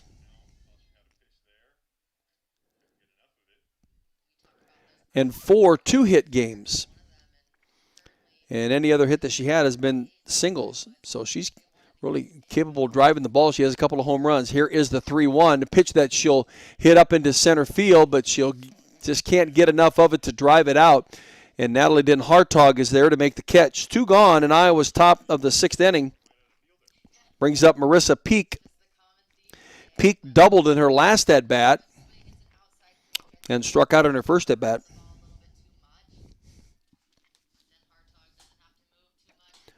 So with 2 gone, it's the freshman catcher, Marissa Peak from Wentzville, Missouri.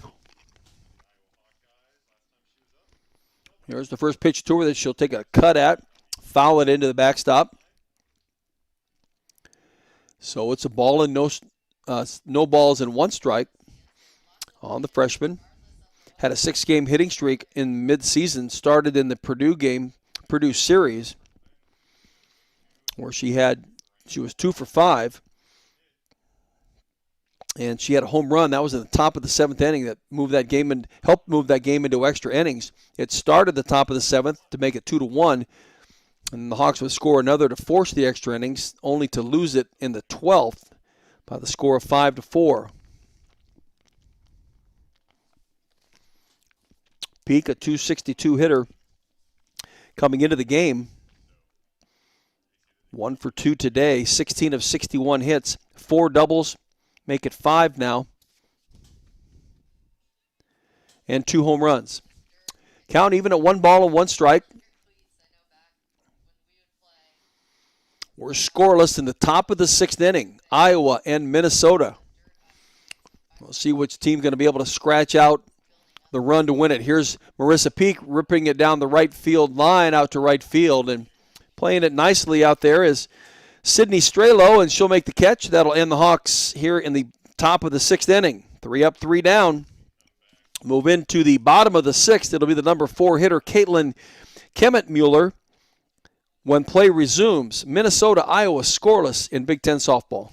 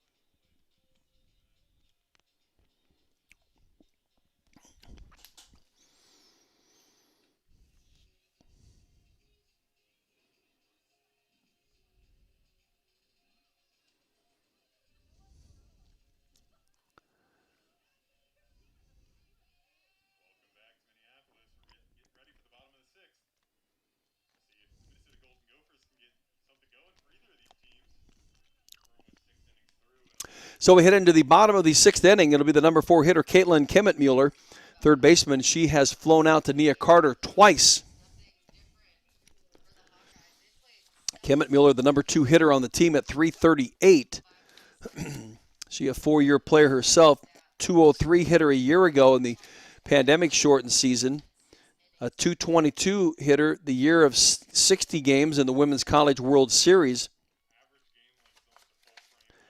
Kemet-Mueller, 24 of 71. Here's an off-speed pitch that's off the plate. She's got a couple of doubles and 5 home runs for the Golden Gophers this season.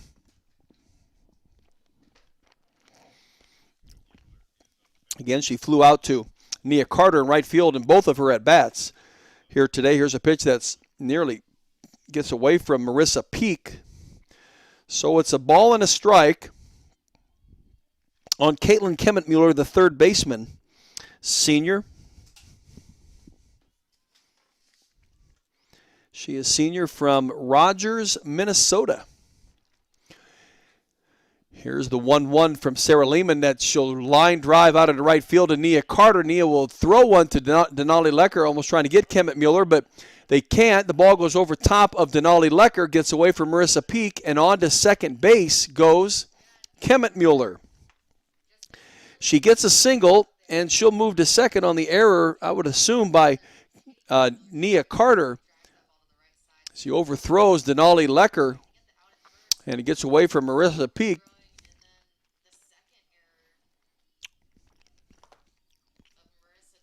So with nobody out, Minnesota with a runner on second base, an error for sure. We'll see if it's 2 errors.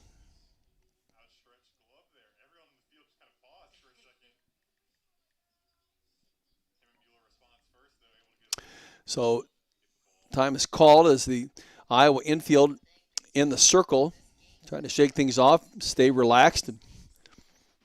As the Hawks are going to face Sarah Kinch, the freshman catcher.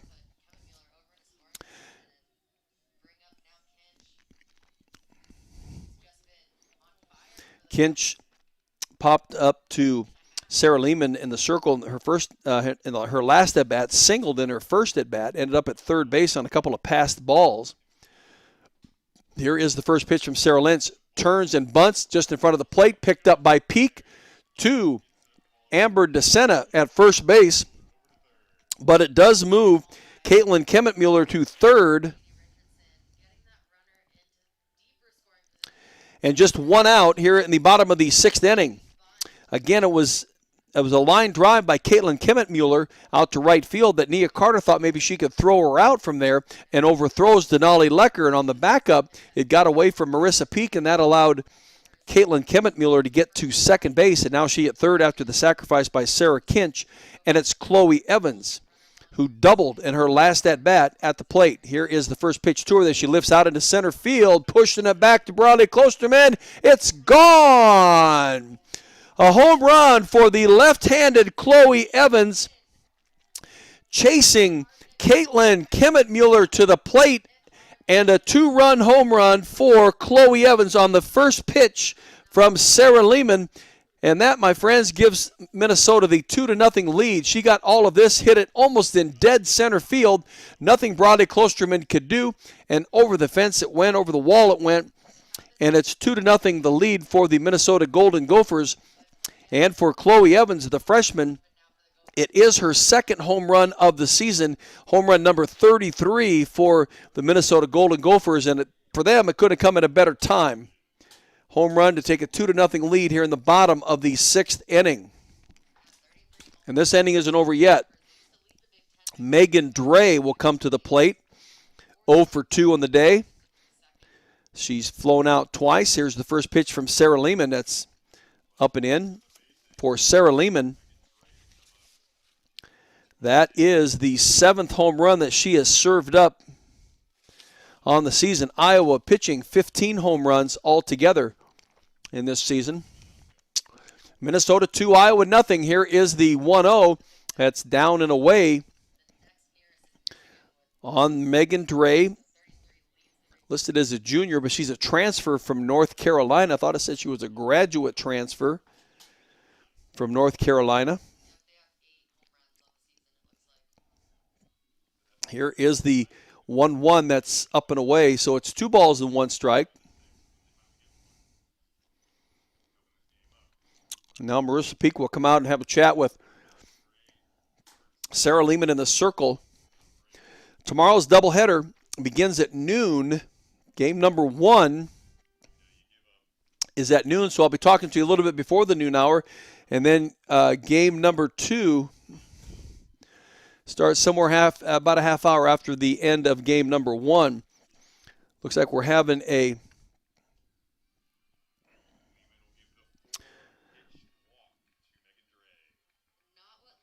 walk now to Megan Dre puts her at first base with 1 out.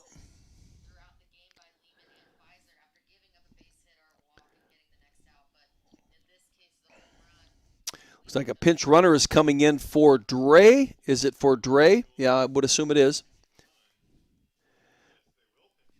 So Mackenzie Denson will run for Megan Dre.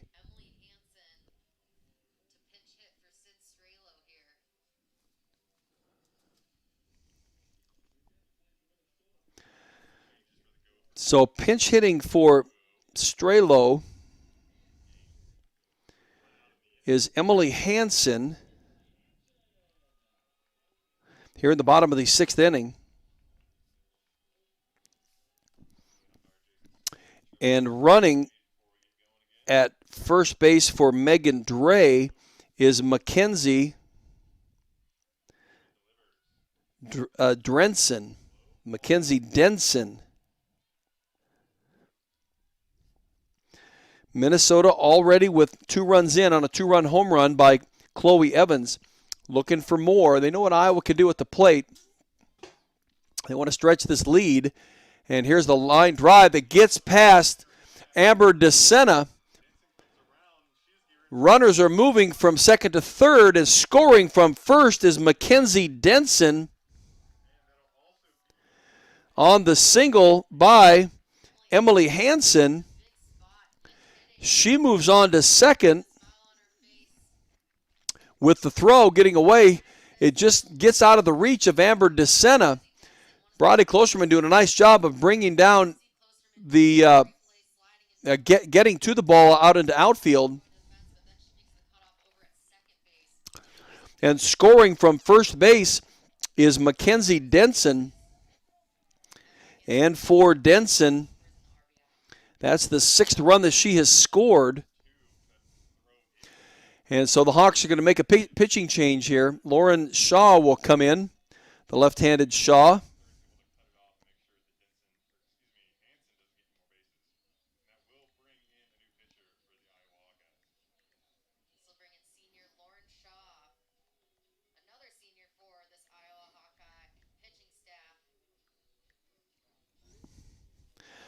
So Lauren Shaw will come in and pitch now for the Hawks in the bottom of the 6th inning. There is 1 out, and there will be a runner at second base.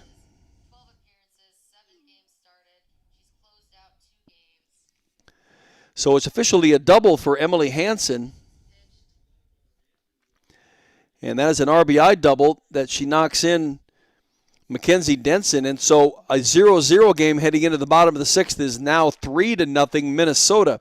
A 2-run home run by Chloe Evans that scored Caitlin Kimmitt-Mueller in front of her. And that's followed by Emily Hansen's double.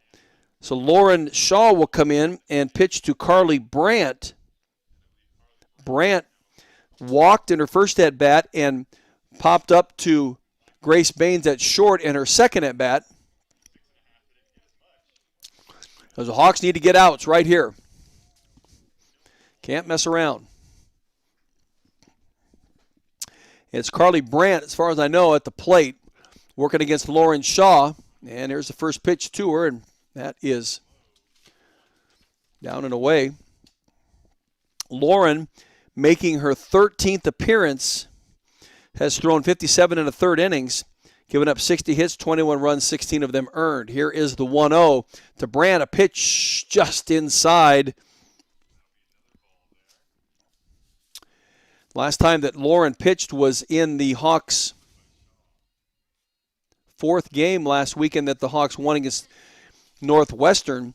She, the 3rd pitcher of the 3, went 3 innings, gave up 4 hits, struck out 2, faced 13 batters as all 3 seniors got a chance to get in the circle. Here's the pitch that's now become 3 balls and no strikes throughout the weekend. Lauren then pitched in game number 2, in which Iowa got up 6-1 at one point, and then Northwestern started to come back. She came in and pitched the last 2 1/3 innings. Here's the 3-0 that now becomes 3 balls and 1 strike.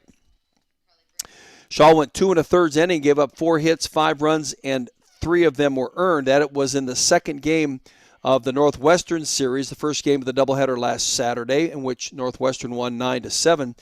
And then in the first game, here is the 3-1 that's upstairs, ball 4. And so that's a walk to Carly Brandt. That'll put runners at first and second and up to the top of the order with Ellie Jensen.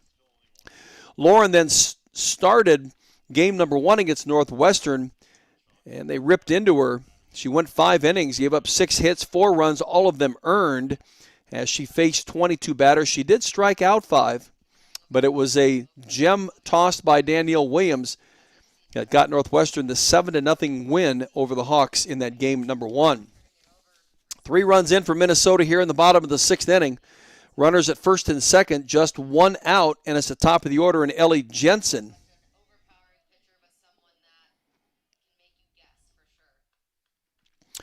Running at second base for Minnesota is Macy Gill.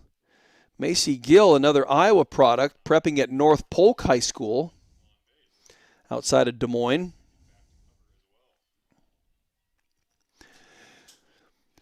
Ellie Jensen now with the strike on her. No balls and one strike. Here is the 0-1 from Lauren Shaw. That's bunted in front of the plate, picked up by Peak, and they won't get her at first. Too much speed there for Ellie Jensen. She'll beat it out. The base hit, that will move everybody up a base, and that will load them up for McKenna Partain. Couldn't place that bunt any more perfect. It was just outside their left-handed batter's box when Marissa Peak got to it to pick it up.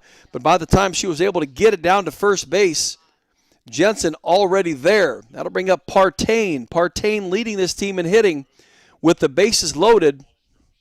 She walked in her first at-bat.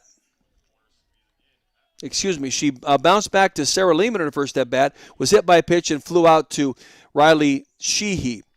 Bases loaded, 3-0 the lead for Minnesota, just one out in the bottom of the sixth inning. It was scoreless heading into it. Here is the first pitch to Partain, and she'll pop it up to the infield. Lauren Shaw will take it. That's a huge out, folks, but not the last one. That's 2 outs here in Minnesota's bottom of the sixth inning, but it brings up Natalie Den Hartog. Den Hartog leads this team in home runs hit with 10. And with 27 runs batted in. We'll see how Lauren Shaw elects to pitch her because you don't want to walk her. You got to try to get her to swing it. Pitches just outside the strike zone. We'll see how she is with that. Here's the first pitch to her that is called strike one. Nice off-speed pitch on the outside part of the plate. Natalie Den Hartog 0 for 3 on the day, but she's a .293 hitter, 24 hits and 82 at-bats. Her batting average will dip a little bit. 5 doubles, a triple, and 10 home runs. Here is the 0-1. That's an off-speed pitch. It's outside. Lauren doesn't get the call from the umpire. 3-0 the lead for Minnesota. Bottom of the sixth inning. It was scoreless going into the bottom of the sixth. A single led off by Caitlin Kemetmuller that was followed by a 2-run home run from Chloe Evans. And then another run was scored on a walk and on a long single. Here's a pitch that's down and away, so it's 2 balls and a strike.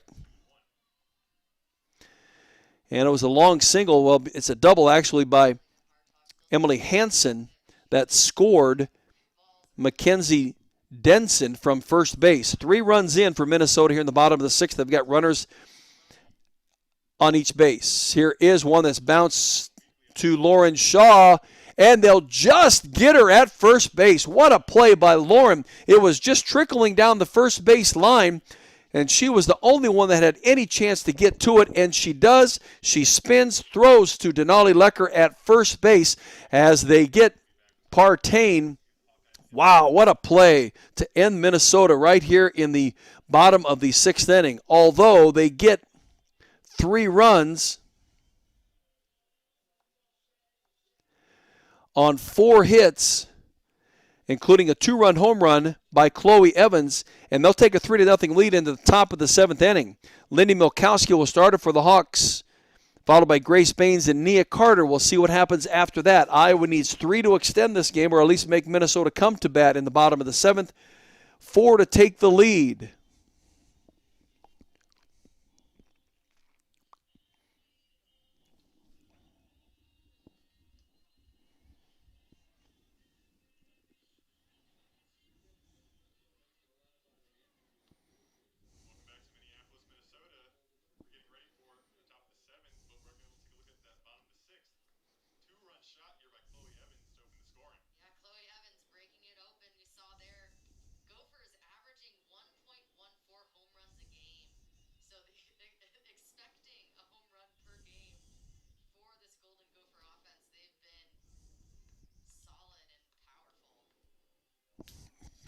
So now it's the Hawkeyes' turn to score some runs, get this lead, have a chance to win this softball game. Lindy Milkowski 0 for 2 on the day. Freshman from Olathe, Kansas, doing the designated player role in this game.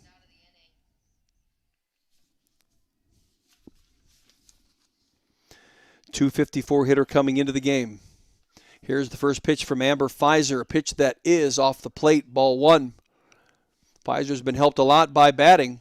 It doesn't seem to be particularly overpowering at all. Iowa's had connected on her, a couple times. Iowa does have a couple hits, and they're both doubles, but they weren't able to get any runs across when they put runners on second or on third. Here is the 1-0 to Milkowski. She'll swing and miss. 1 ball and 1 strike. On the freshman, she catches. She splits time with Marissa Peak. Probably will be there tomorrow. 1 ball and 1 strike on Lindy Milkowski. And now the umpire having a conversation with both coaches, I'm thinking.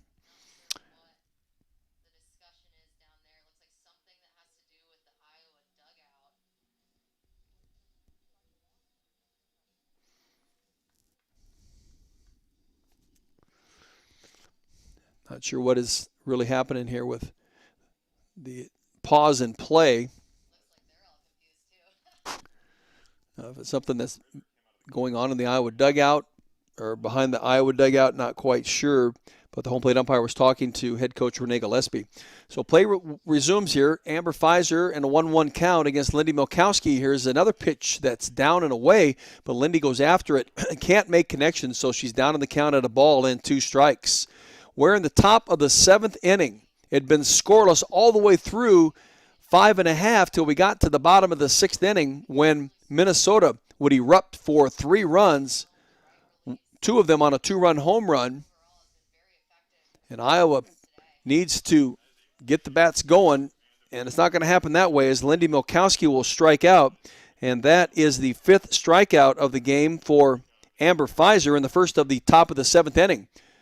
Got a good cut at it, just didn't make any contact. So that'll bring up Grace Baines. Baines popped up to second base in her last at-bat, McKenna Partain. And in her first at-bat, Grace walked.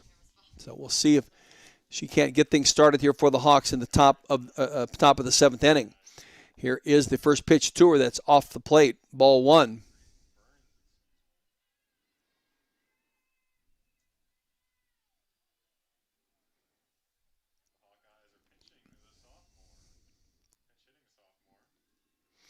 Well, actually, it's Kalenna Burns at the plate for Iowa. Here's one that Kalenna will hit on the first base line and foul. Kalenna Burns in for Grace Baines in this at-bat. So Kalenna's had a very successful pinch hitting role when she's come into pinch hit. Here is the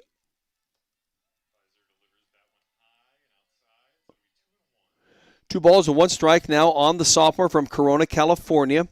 Kalenna, she pinch hit against Northwestern last weekend one time. She was a designated hitter in another at-bat or another game. She's started at first base. Here's the pitch that's away, so it's 3 balls and a strike.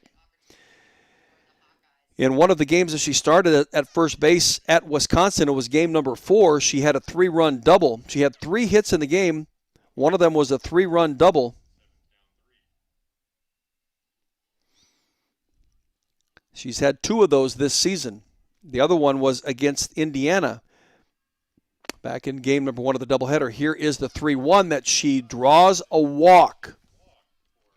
That's how you start this rally, is get a walk, get a high five from Trina Prater down there at first base, on the first base line, and that'll bring up, I believe, Nia Carter. We'll see if they let Nia swing away, try to slap it, put it into play somewhere, and move Kalenna Burns. Iowa needs 3 to tie to extend this game, or at least make Minnesota come to the plate in the bottom of the 7th inning. 4 to take the lead.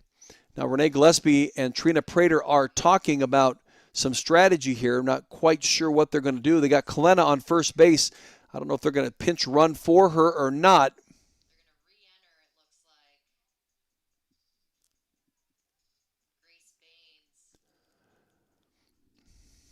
So with Kalenna Burns at first base after just drawing a walk, a 1-out walk.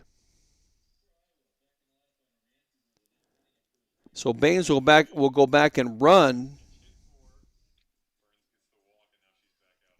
Baines will re-enter and go back to run at first base. Nia Carter will be at the plate, the number 7 hitter, 0 for 2 in the day.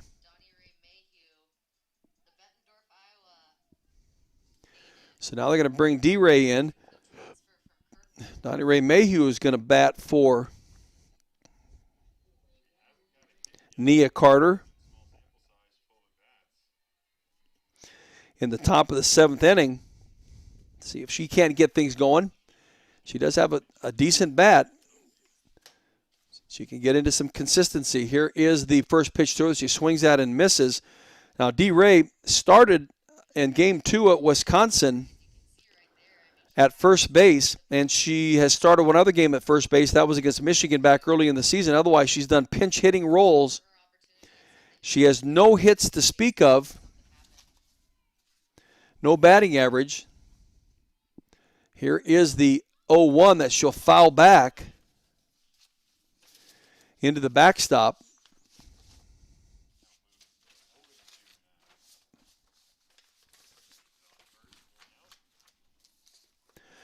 So Donnie Ray with no batting average whatsoever. See if she can't get that first one here in this at-bat. She's got a runner at first base, teammate in Grace Burns. She was lifted by pinch hitter Kalena Burns. Burns then would draw the walk. Here is Donnie Ray popping up to the first baseman in foul territory. So that's 2 gone in Iowa's top of the 7th inning. And it brings up Amber DeSena. DeSena grounded out to third in her last at-bat. Struck out in her first at-bat.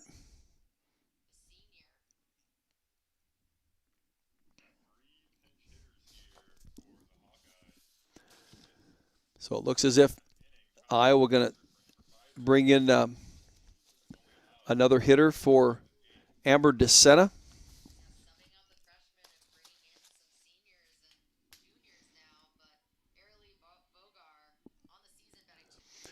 So it sounds like Arely Bogar is going to be batting for Amber DeSena here. Bogar, the senior, will swing and miss at the first pitch. So Bogar, just a 125 hitter, 7 of 56, has a double and a triple to her credit. Down on the count, no balls and a strike. Here's the pitch that's down and away. Has a runner at first base in Grace Baines. 2 gone. This is the number 8 hitter in the lineup. It's Arely Bogar.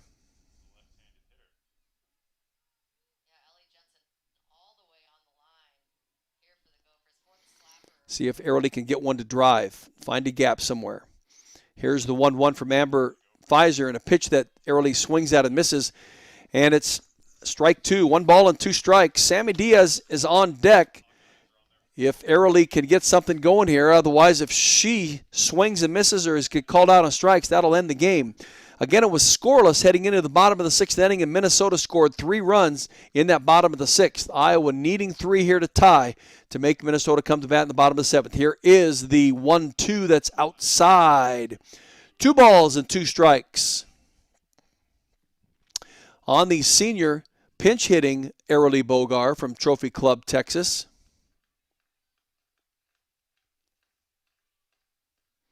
See if she can't find one to hit here. Drive it and chase Baines around the bases. Here is the 2-2 that's down and away, but Arely doing a nice job to at least foul it back and not give the umpire a chance to call her out on a bad pitch.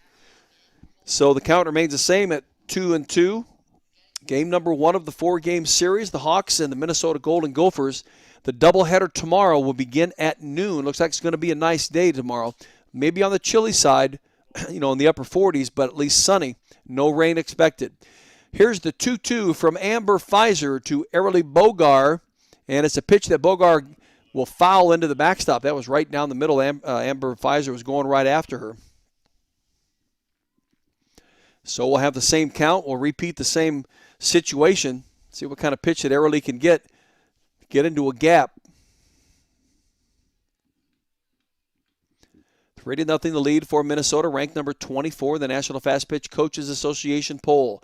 Here's the 2-2 to Arely Bogar. She swings and misses, and that will end this game, folks. A strikeout to end the game, the 6th of the day for Amber Pfizer, ends the Hawks in the top of the 7th inning, and it gives the Minnesota Golden Gophers a 3-0 win. It was scoreless all the way through to the bottom of the 6th inning when Caitlin Kemet-Mueller would start off with a single,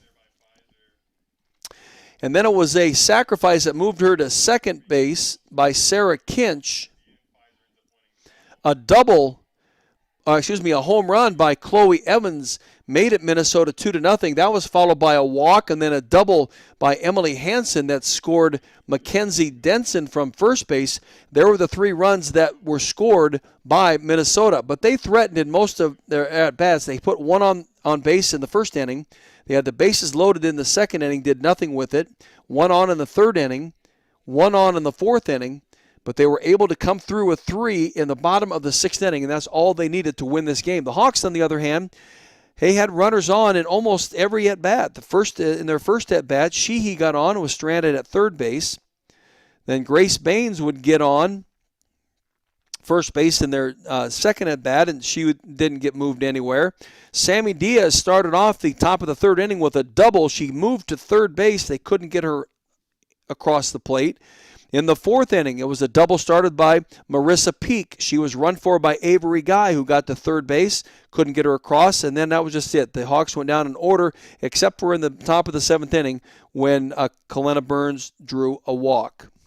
So it will be the win for Amber Pfizer in this game today, and the loss, I believe, will go to Lauren Shaw. It was scoreless.